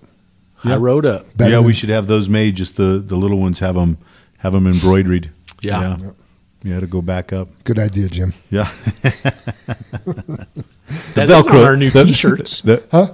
Oh no, what's on the sleeve? Channel podcast. 23 podcast. Yeah. Right. It should be High Road Up on the other sleeve. It should be. Yeah. I like it. Yeah. Ann will get that done. She'll I bet she'll she listen will, to yeah. this now. Yep. Is that HRTFU too much? Yes. No, I don't. I was thinking of it. I don't think anybody would know because it's not. it's not spelled out that way. Just because we're old. We're just adding an F to being better. Right? I mean, is that bad? So here's the thing, and I It's have not being derogatory. yeah. Yeah. So I have I have this, not about the F word, but me and Bella, my 9-year-old daughter, we have debates about bad words. Because I say badass all the time. Like, Yeah. to me, badass isn't a curse. She hears ass. She's like, Dad, you're saying a bad word. I'm like, no, honey, I'm just saying how great something is. No, you're saying a bad word. My wife doesn't help. She looks at me and you are saying a bad word, right? Like, it's a lose-lose for me. But to me, like, that's not a bad word. But to other people, it might be. I don't know. Yeah. No, it could be worth a vote. Who knows? I vote for it. Sometimes it's good to be passionate, and I feel like sometimes, and I'm against cursing. I'm not very good at not doing it. It's something that I've felt convicted about, and I want to change. But to me, it's different cursing at somebody in a derogatory way than being passionate about something and dropping an F-bomb. Yeah. I could be wrong. Yeah. No, I agree. You know what I mean? So, all right. Jim, this one's yours. The last one was yours, too. A lot of these are yours. I'm getting tired. Let us know when the podcast is over, Jim. I think that's just all of us trying to jump in. Yeah, I just wanted to mention the tire pressures and some of the trucks, the last few new trucks didn't come with the sensors, right, Dave? They just weren't Jim, available. Of like the 15 or the 12 we got, I don't know if they all got it. Some of them got it. None of them got it. I have no idea. Sure. If it was available, it got it. If they didn't have it in stock, we said we need the truck, ship it without it, and we didn't get it. So I wish I could answer that. I honestly don't know. Sure. So I guess my point of view about the tire sensors is they are a tool. They're not the fix-all. They're not the perfect thing. They're another tool to be used in conjunction with what you're doing. Same thing with I think they show the heat deviation too, Dave. Yeah. And we found that was a hot set of brakes, but we just had a driver call in the other morning that was trying to air his tires because I think, if I understood the conversation correctly, we set them at 110 pounds, PSI, is where they should be set, right? All the tires read 100, and he was going to try to air them back up to 110. We assume that's what it was. Yes. He was paying attention, and he was going by what the truck said. And I know so many times we get, hey, my tire sensor says I have a low tire, but I bumped it. It seems okay. I get it. It's fine. But I guess my point is use it in conjunction with a tool because especially this time of year, you could be running. It's been 80 degrees out, 75 plus. It's also been 42 or 50, 55 in the morning. Yep. That's a pretty big deviation. Mm-hmm. If the tire builds some heat during the day and running 110, 115 PSI, it might drop to 105, 100 when it's chilled. But the thing is what you're looking for is when you run that, every one of your tires didn't perfectly leak to 100 PSI. Right. Not four of them, okay? Right. Probably not even two of them. If you got one, maybe that's the one you need to check or we have a deviation. So use that as a tool, and check all of them. If they're all reading 100 pounds, leave them. They're good, you guys. I can almost guarantee that. If you have a front tire that says that, you got to check it. Look for a bulge, thump it. Best thing is if you got an air gauge. I know we have an air gauge in all the shops, but if you're out on the road, I think part of your toolkit you should have an air gauge. And I also can tell you that most air gauges you can buy two from the same drawer, and they're going to deviate. At least 10 pounds, Jam? I mean, how many times do we find that out airing up and down with our Jeeps? Yeah. Yeah. So if you're 100, you're good to go, I guess, is what the story would be. And write it up or pay attention to it or check it that night, things like that.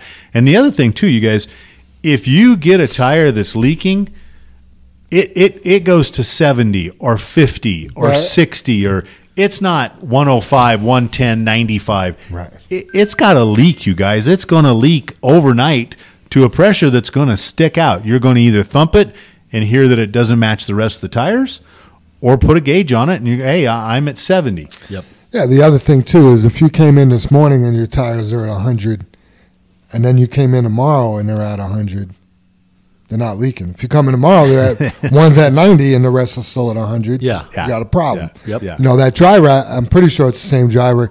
He wanted to do a good job, so he went to air the tire up at the red shop, just outside. You don't have to go inside. Right. So he started trying to air the tire up, and the compressor wasn't turned on. Yes. So he actually deflated about 30 pounds.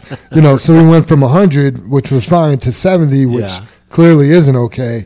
And then how to actually air the tires up. But yeah, we totally set him up for failure, didn't we, Yeah. Jam? Yeah. And this story reminded me to ask Scooby. I just texted him what he found with the compressor, so I'm waiting to see. Oh, I don't gotcha.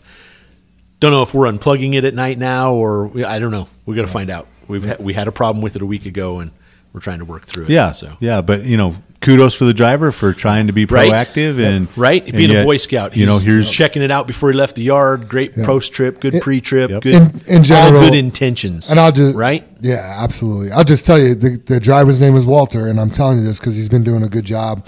He does communicate a lot.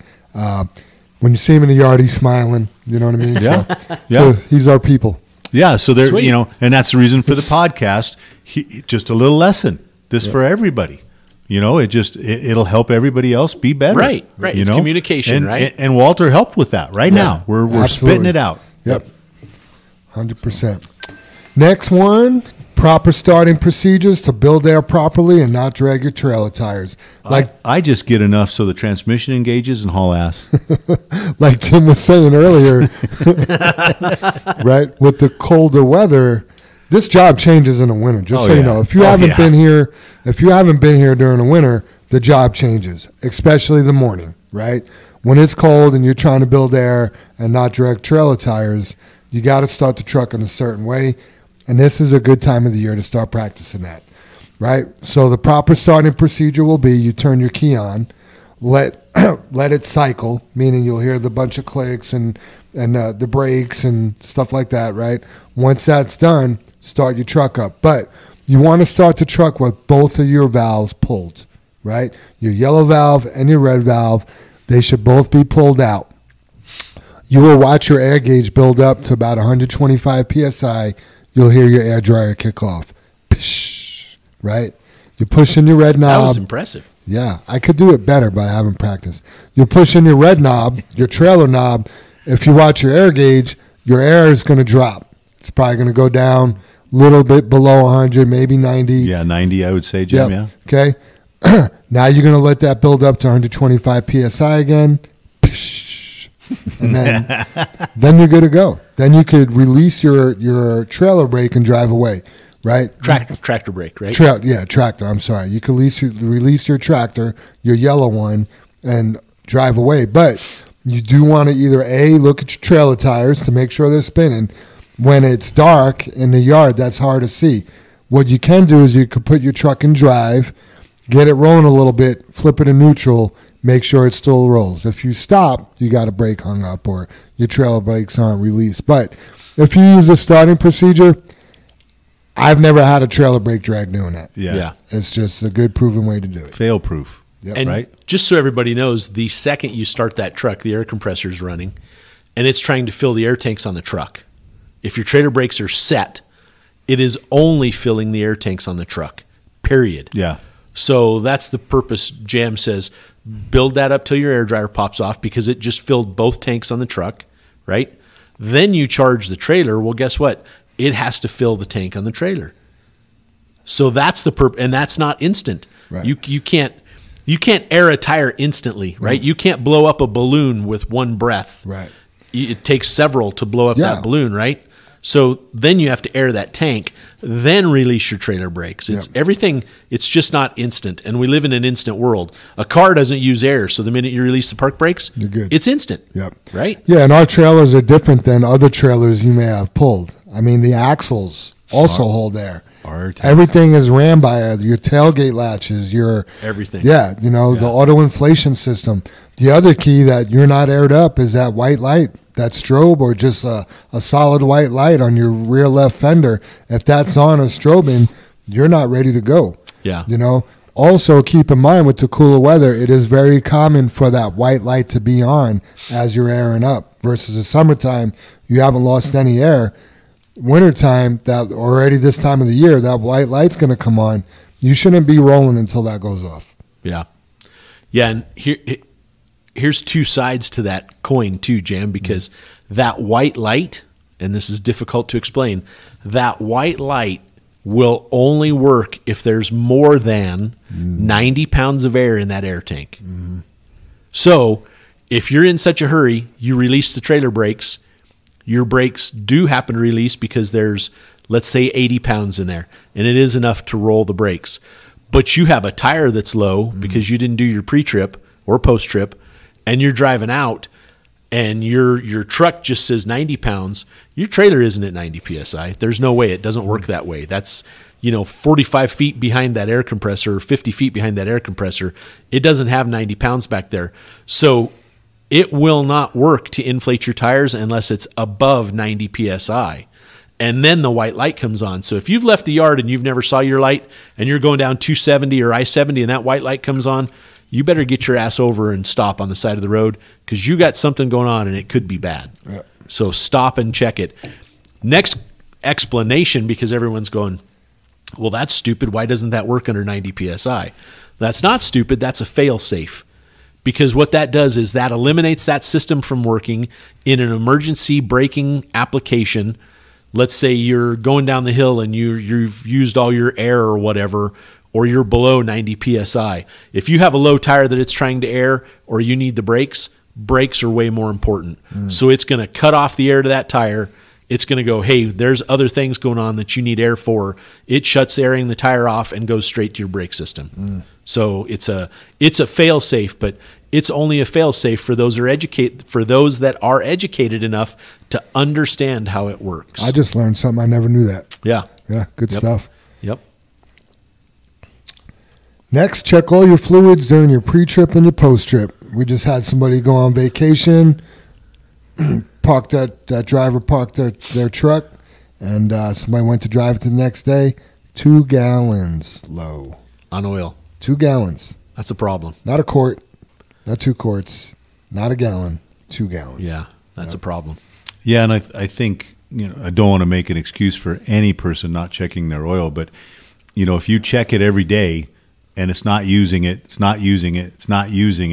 and you quit checking it because you go, oh, my truck never uses oil, you can't do that. Right. Right. You just can't do that. Yeah. It's like, oh, I haven't had a flat, but I'm going to quit bumping my tires. Right. No, you can't do that. Right. And I think with our newer equipment, it leads people to be, a little complacent, because I never had oil in my truck. It never uses any.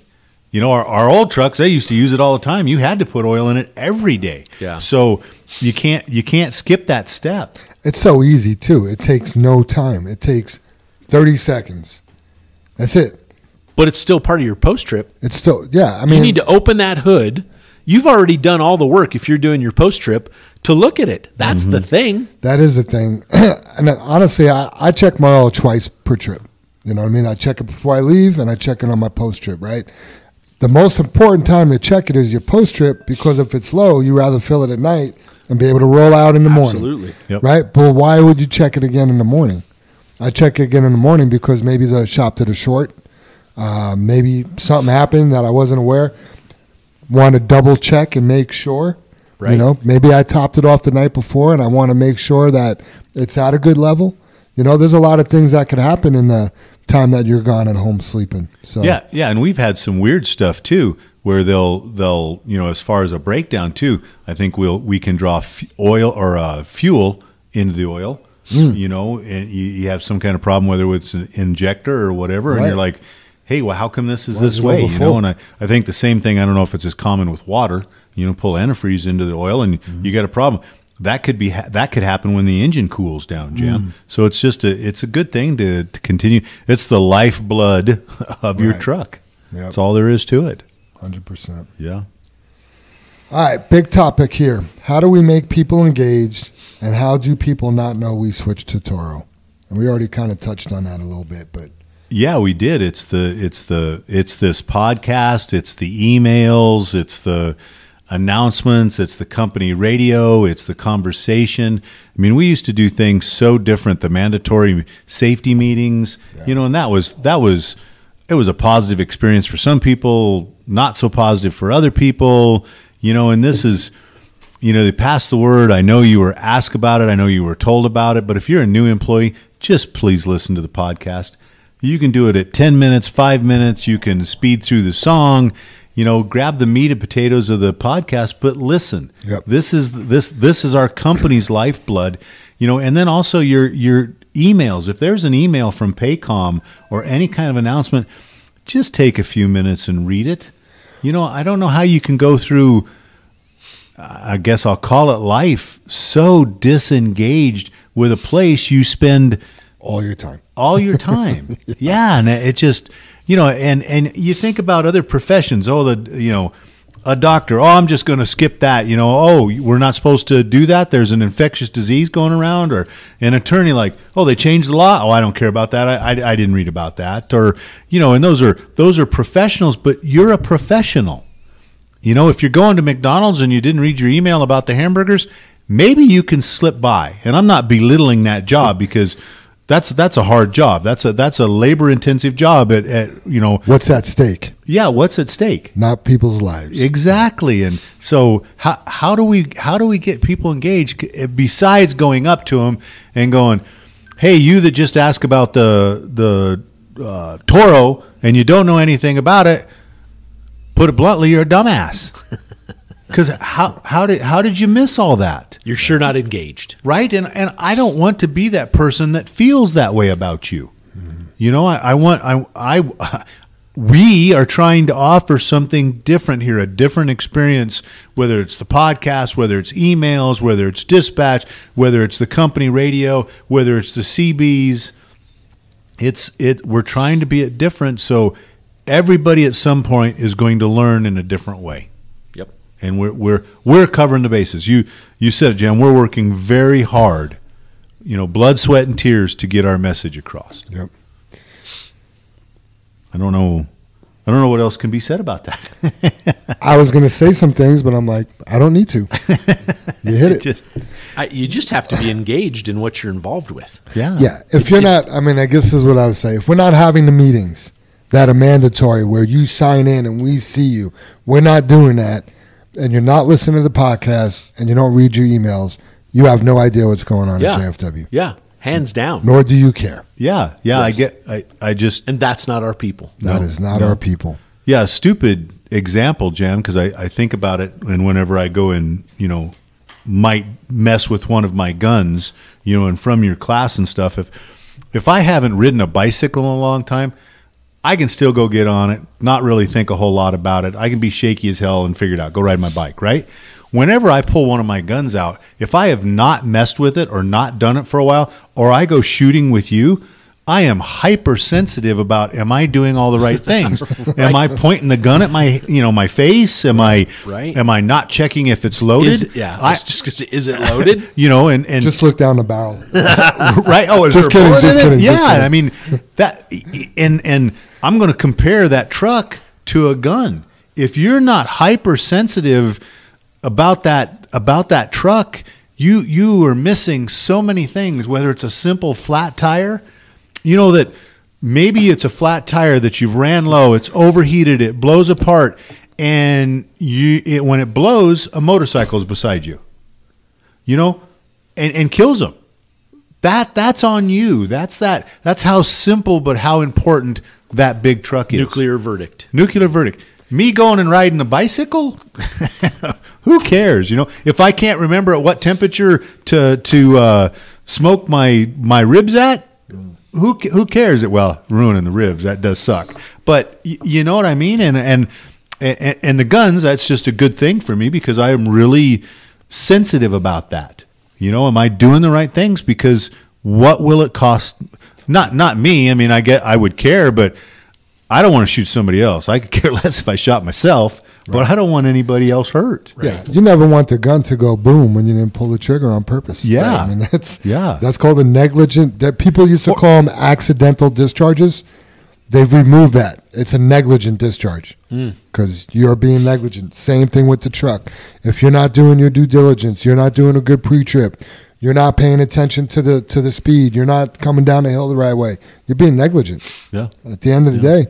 Yeah. And I've always been, you know, me personally, I've always been affected by peer pressure, you know, and I don't want to go shooting with you and you look at me and go, because I know you'll call me out and go, will you quit pointing your gun at me? Oh, yeah. You know, or you're going to have to go home. I mean, you just send me home, Jam. I know you. Right. Like, fucking get out. Whoops, get out of here.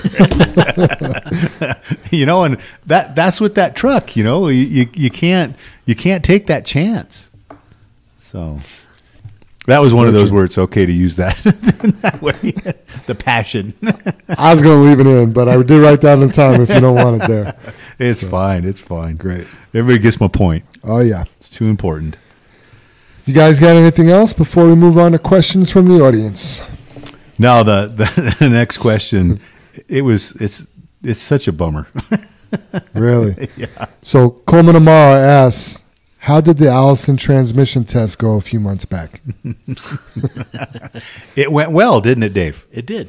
We were excited. We were going to find out, we were working on what models, what cost, could we still get them in the truck? And then somebody sent us an email that they're not available.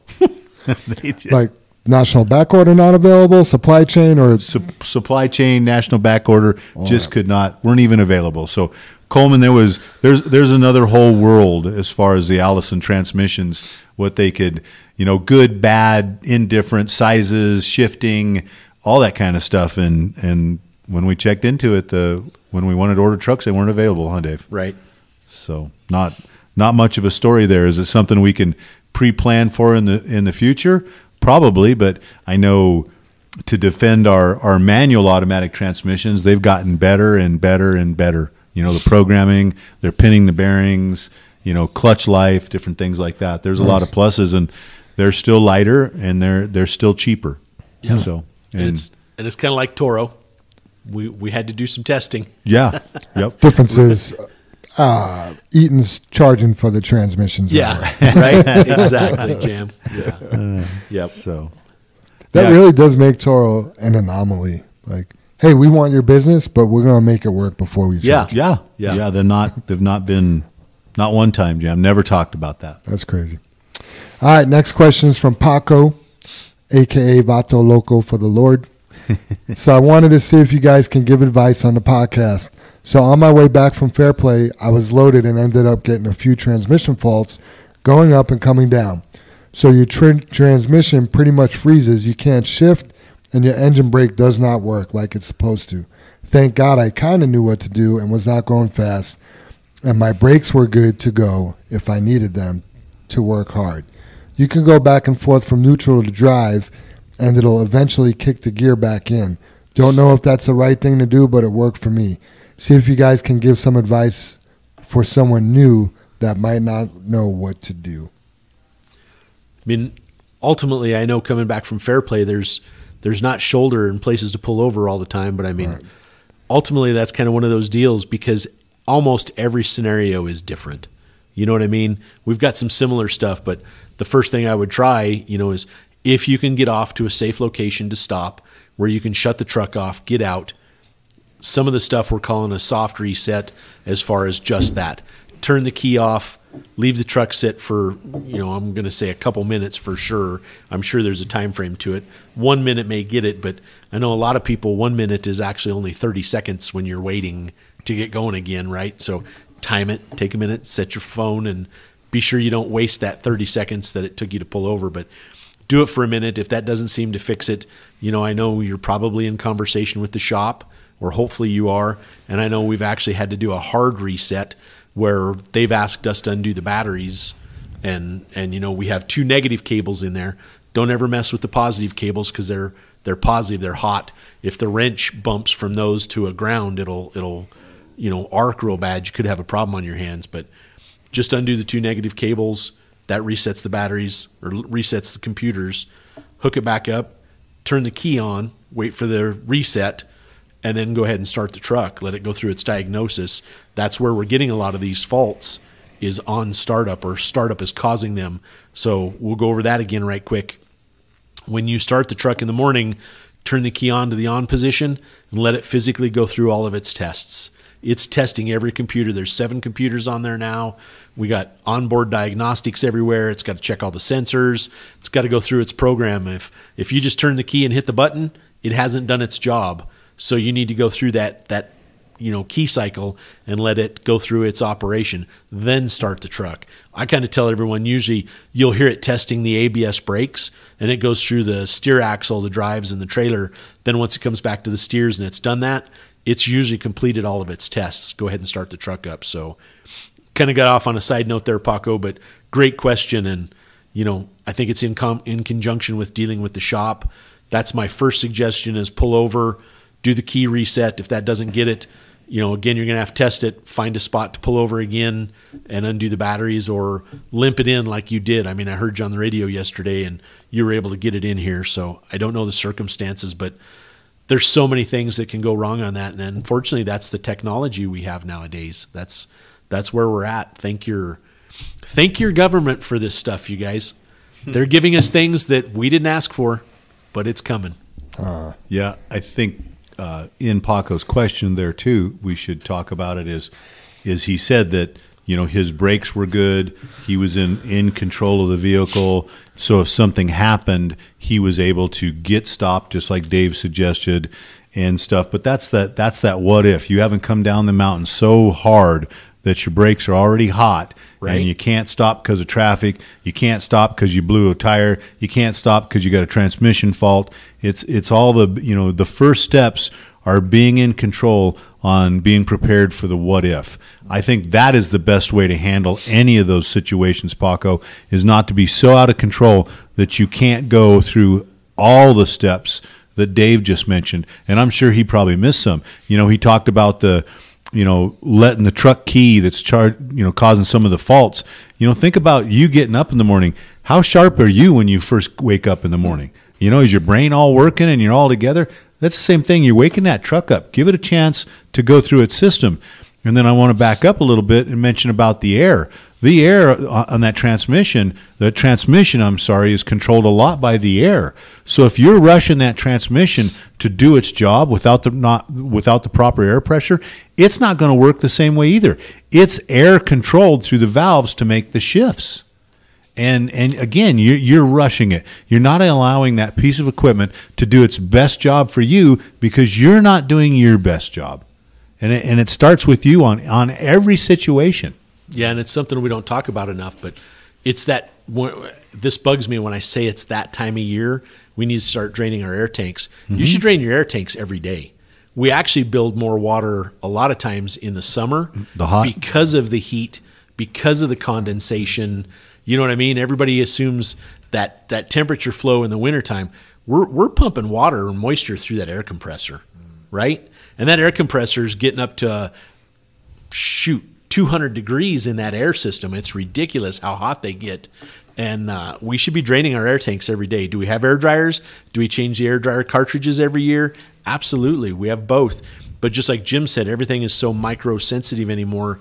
Just a hiccup, and we have problems. It's not like the equipment we used to have and what we used to get by with. So drain your air tanks. Absolutely. Yeah, good winter tip, Dave. Yep. If you haven't been, start, but you need to do it every day, not just winter. Yep.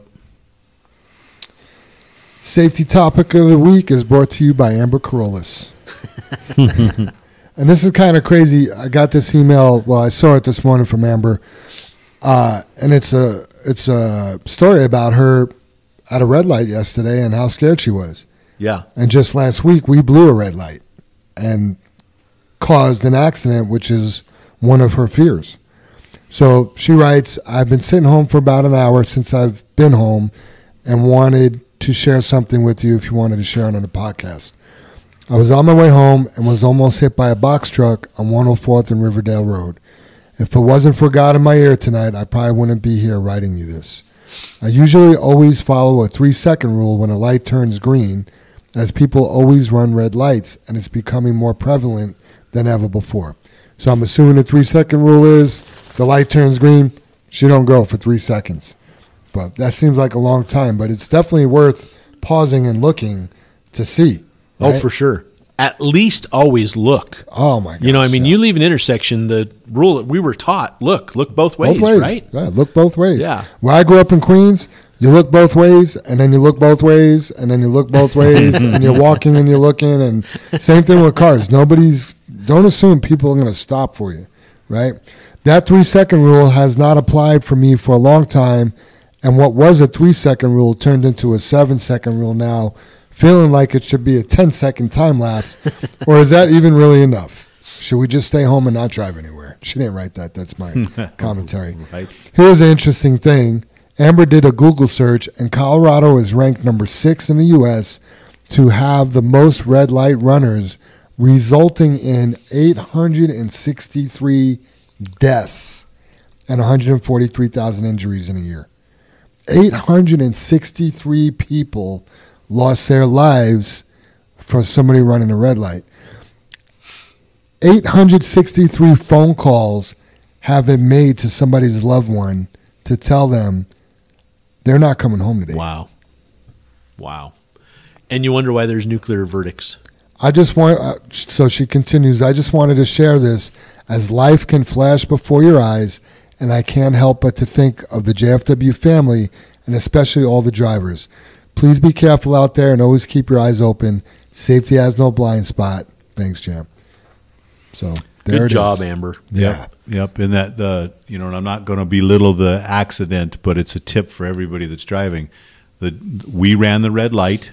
The light was green for the gentleman that we hit, but if he would have looked either way, he would have seen us and could have avoided the accident. Yes. Not his fault, but he could have saved his own life. That's all I'm saying. Yep. That's all my point is. And I understand the 3-second rules and stuff like that. And people, lots of times, they're honking, they're wanting you to go, because how many people do we find sitting on the cell Dude, phone? I'm the first one to honk. I'm to the point anymore.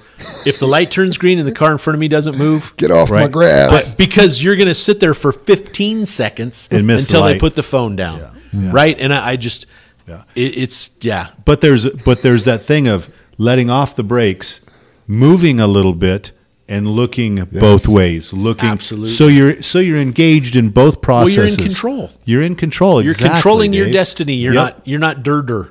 Yeah. You're Right? not. Yeah. Durr. Yeah. So the whole. Yeah. Amber's spot on. Yeah, All she there did is a to great it. job. I love that she's engaged outside of work. Yes. Yeah. You know what Yes. I mean? Like, that could have happened, and she could have maybe or maybe not told me about that today. Well, Yeah. sounds She like took- she was scared. She was Yeah. scared, but she Yeah. took the right time to write the email so we could get the word out to the JFW family. Please carry this over to, and I've already hinted to you about being a pedestrian, but it just drives me absolutely insane to watch people cross the street looking down at the ground With their hoodie on. with your hoodie and your headphones in, right? Pick your head up. Look, right? Just because it says walk, don't be a robot. You don't have to walk. It's an option. Yeah. You don't have to. That's funny, Jam. Anybody want to take the tips and tricks from Ray Davis? Yeah, I can read it Okay. if you want, Jam. Yeah. I wrote Hollins after that. Just so you know. I should be back. I got it. So the tips and tricks from Ray Davis, it's knowing your trailer. After dumping, you should always let the trailer come all the way down before moving forward or driving to clean out.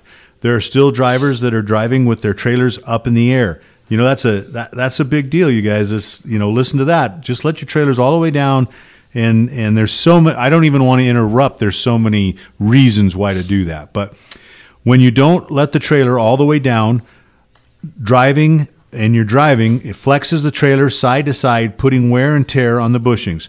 This is also bad for the hoist and the seals.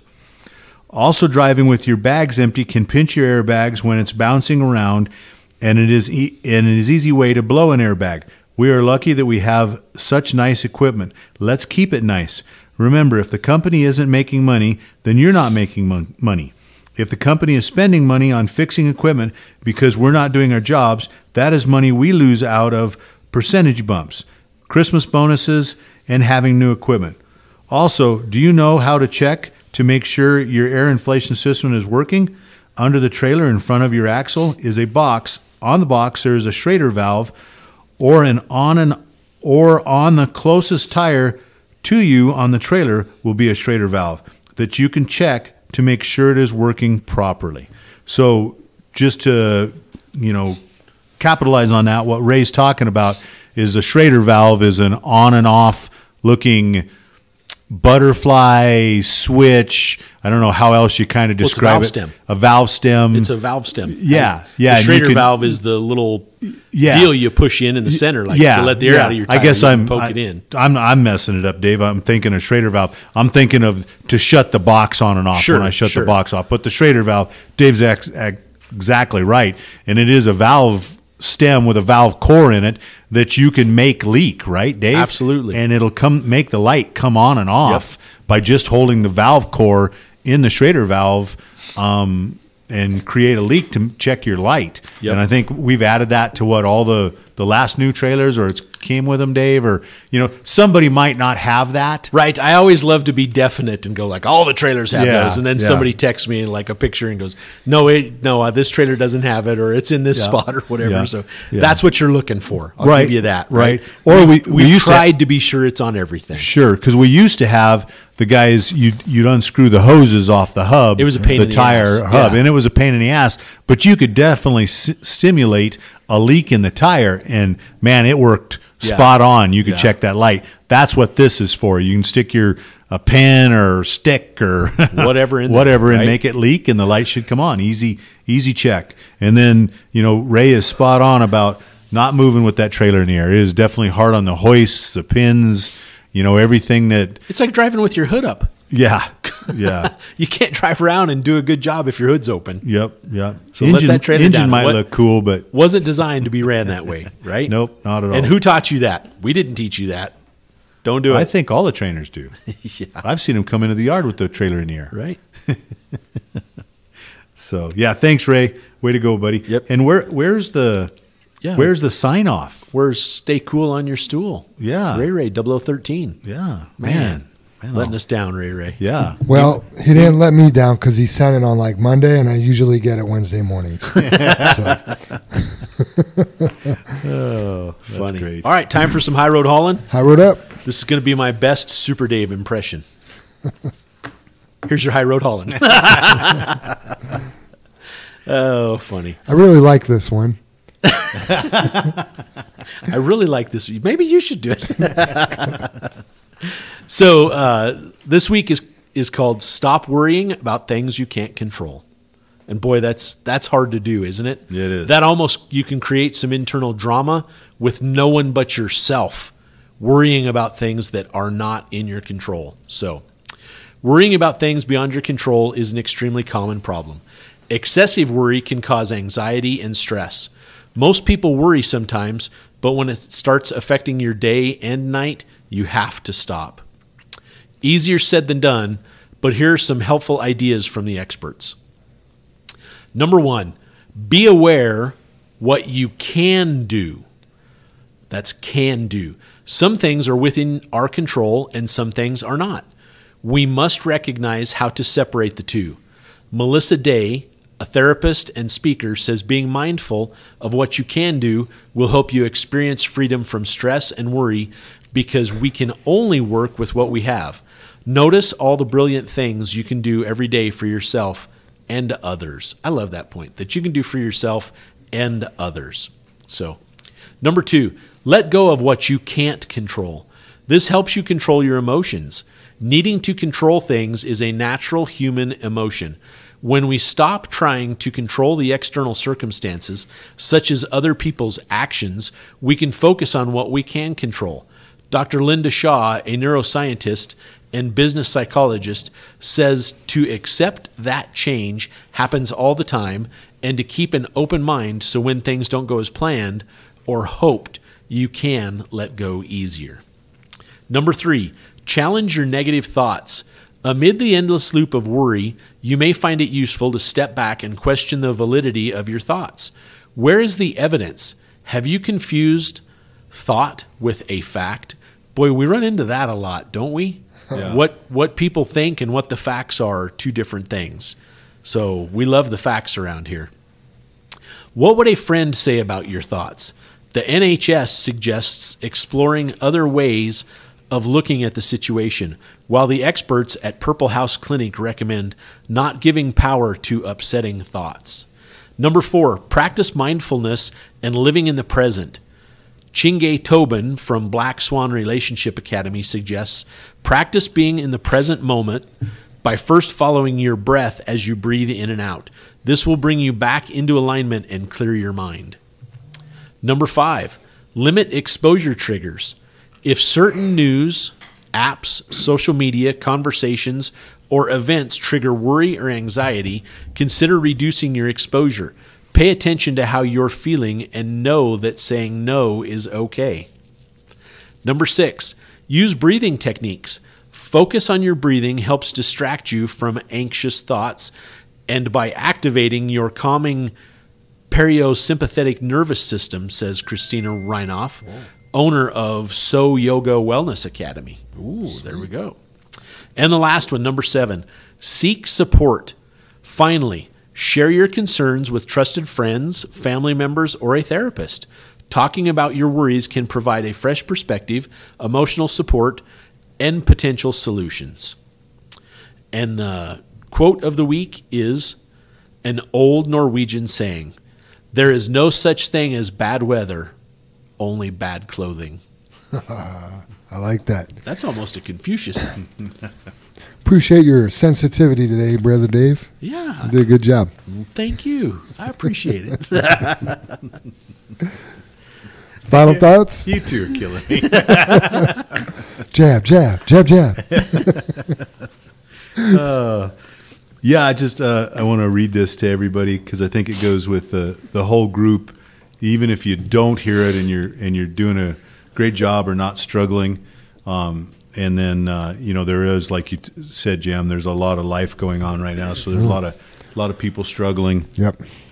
And I ran across, and I even bought the book, but it's she's a young lady, Whitney Hansen, and she's done a whole book of poetry and different sayings and stuff. So I want to read this one here.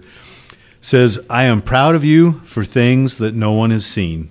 I am proud of you for getting up when you felt like it took everything to move. I am proud of you for not crying when you felt like you couldn't hold it together anymore. I am proud of you for crying after you felt like you were too numb and just too broken of a shell of a person.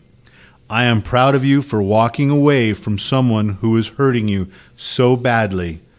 I am just plain proud of you." And I am proud of everybody here.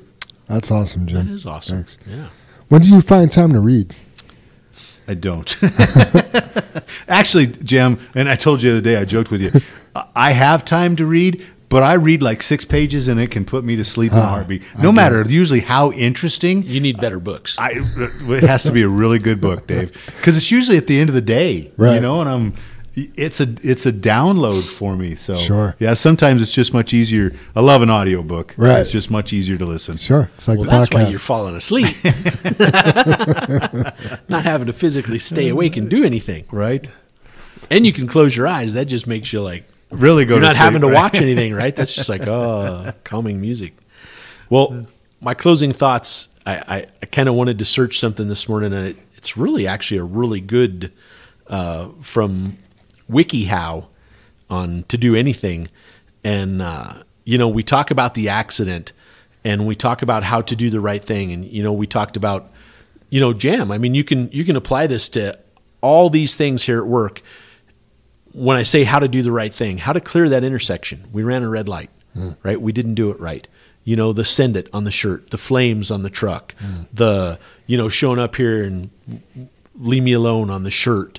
These are all subtle things, and you can apply this how to do the right thing to everything. Everything you do can be looked at or criticized or put on a pedestal, right? I mean, there's good things that are please people, that are good things for them. So this is how to do the right thing.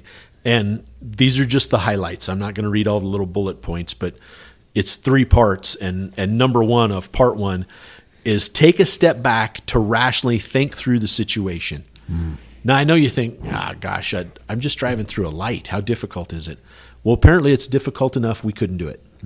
Right? And you need to take a step back and rationally think through that situation. And, this is where I hope the driver does listen to the podcast, which I doubt he will. Even if he did, I doubt he will. So, the purpose of this step is to ensure you're making the best choice possible to avoid negative consequences. Boom. I mean, just, and I'm not even going to read the bullet points below these, but it just gets better and better. Number 2, imagine possible outcomes. Look at that light.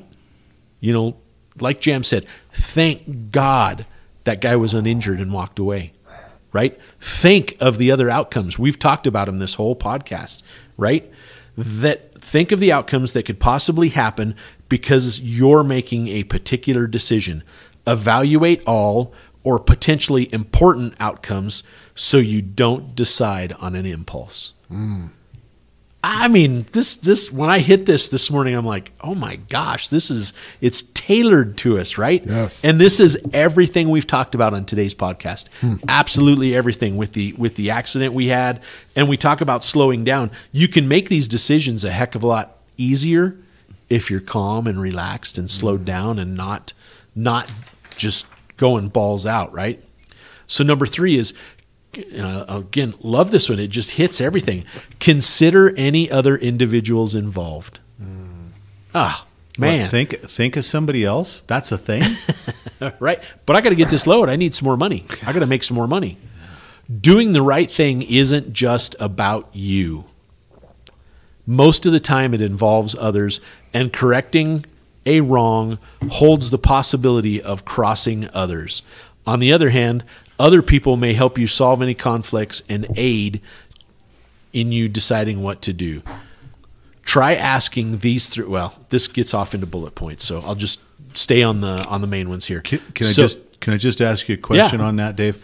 And didn't you just read most of the time it affects others? Yeah, I read it twice. So when does it? No matter what you do, when does it not affect others? I mean, think about something as personal as committing suicide. When that's just you killing you, but doesn't that affect other people? And I don't want to take anything away from your closing argument, Dave, but to me it feels. Man, you're draining me. You're really affecting them. I think that's bull.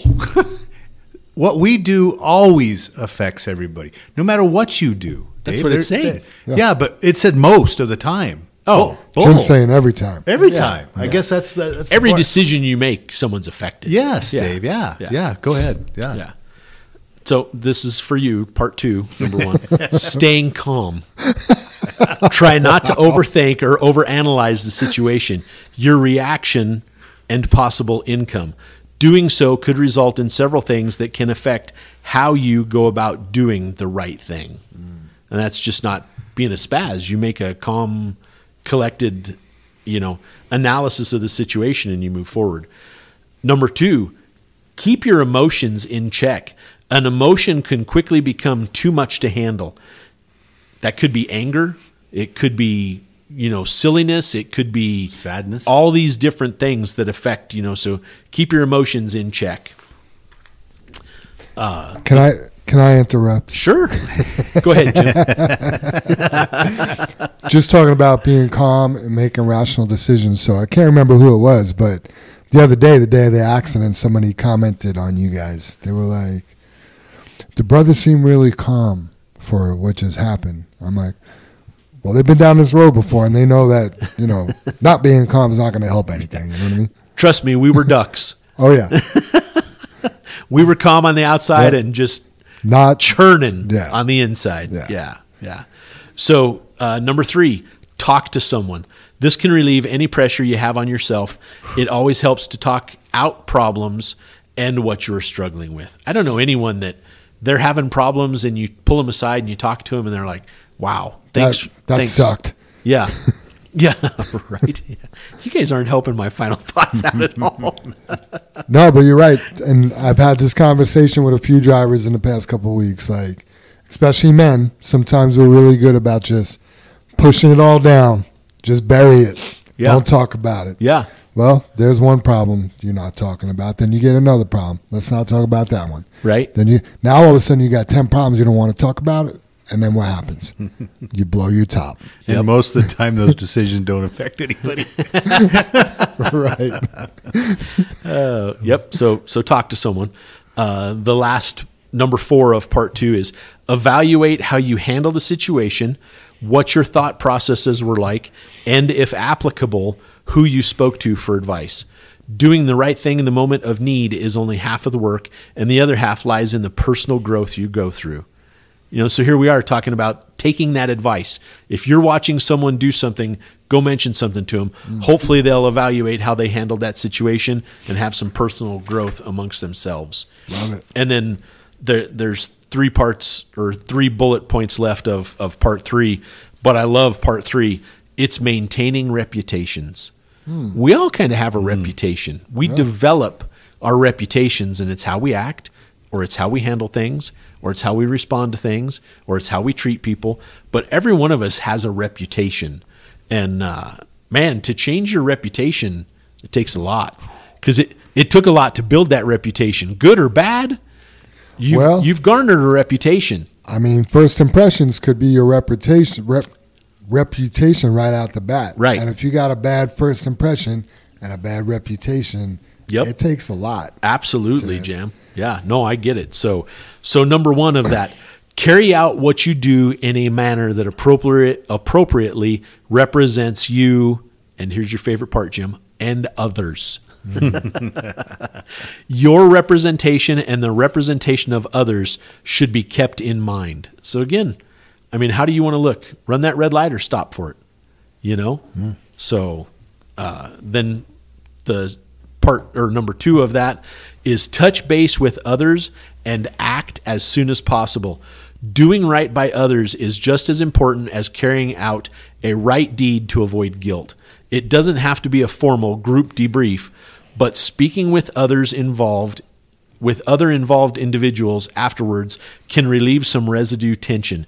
Keep in mind that talking with others can also positively result then they give a list of bullet points that it can result in, but we don't have that time.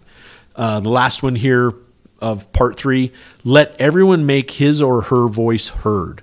We all have reputations to maintain, whether it is for others to see or for ourselves to be the person we are or strive to be. I love that.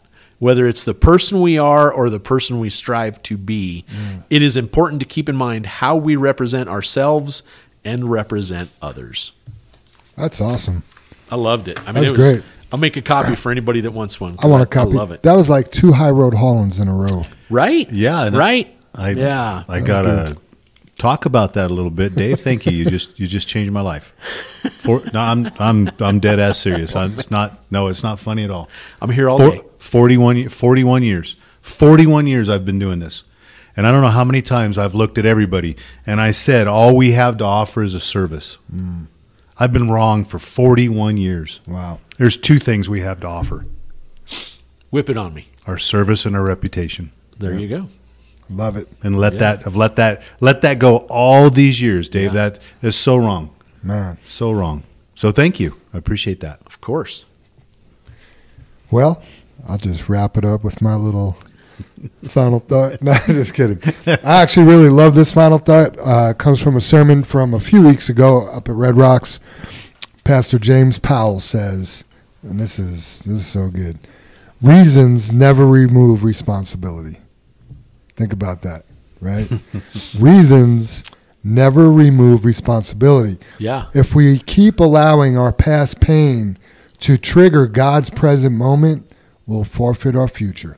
Again, that guy's name is James Powell. And that's just so applicable. Like, it's not to say, like, if you have past traumas or something happened to you or you're running late or whatever the case may be, you have reasons, but they don't remove the responsibility. Right? I may feel sad on a Wednesday morning where I don't want to come to work.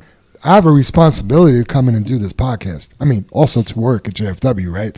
But I can't just make excuses that remove my responsibilities. The responsibilities always are going to trump the reasons. Yeah. And that's how you keep moving. That's how bad things could happen to you and you keep moving because of the responsibilities, right? Good point. Yeah. We don't get a flat tire, jump out and slash the other 3. We get out with...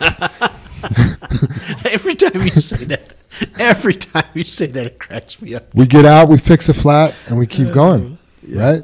Yes, we do. We could get the flat and be like, well, I can't drive anywhere. I got a reason. I have a flat tire. Yeah. No, the responsibility is you got to go serve your family, serve others, right? And we got to keep on moving. So that excuse doesn't remove that responsibility either. I think reasons and excuse are the same. Same thing, yeah. Same thing, Yeah, because your totally. excuse is just a reason. This is the reason, but I'm Right. using it for an Yeah, excuse. it's just a different word. Yeah. So That's a good one. Yep. Don't forget to like and subscribe to the Channel 23 podcast. Hit that follow button. Also, don't forget to go back and listen to episode 72 and help find Amber's mom. Links to her story will be in the description of today's podcast as well.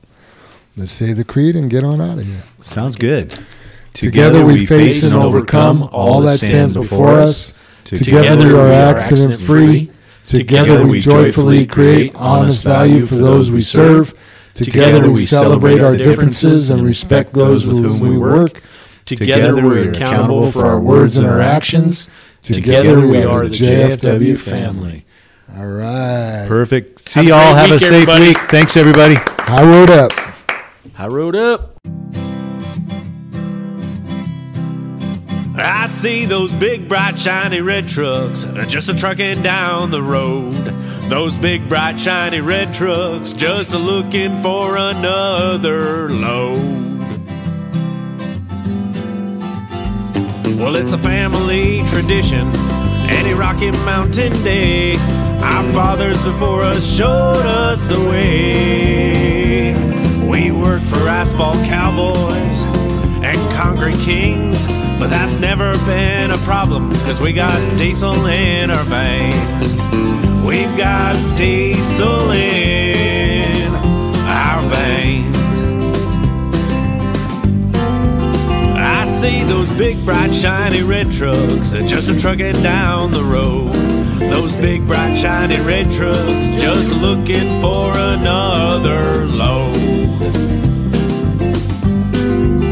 I hear there's a couple million tons to move. I see them everywhere. So you best get out their way and watch that sand and gravel disappear. There's another run to make. We gotta get it there on time.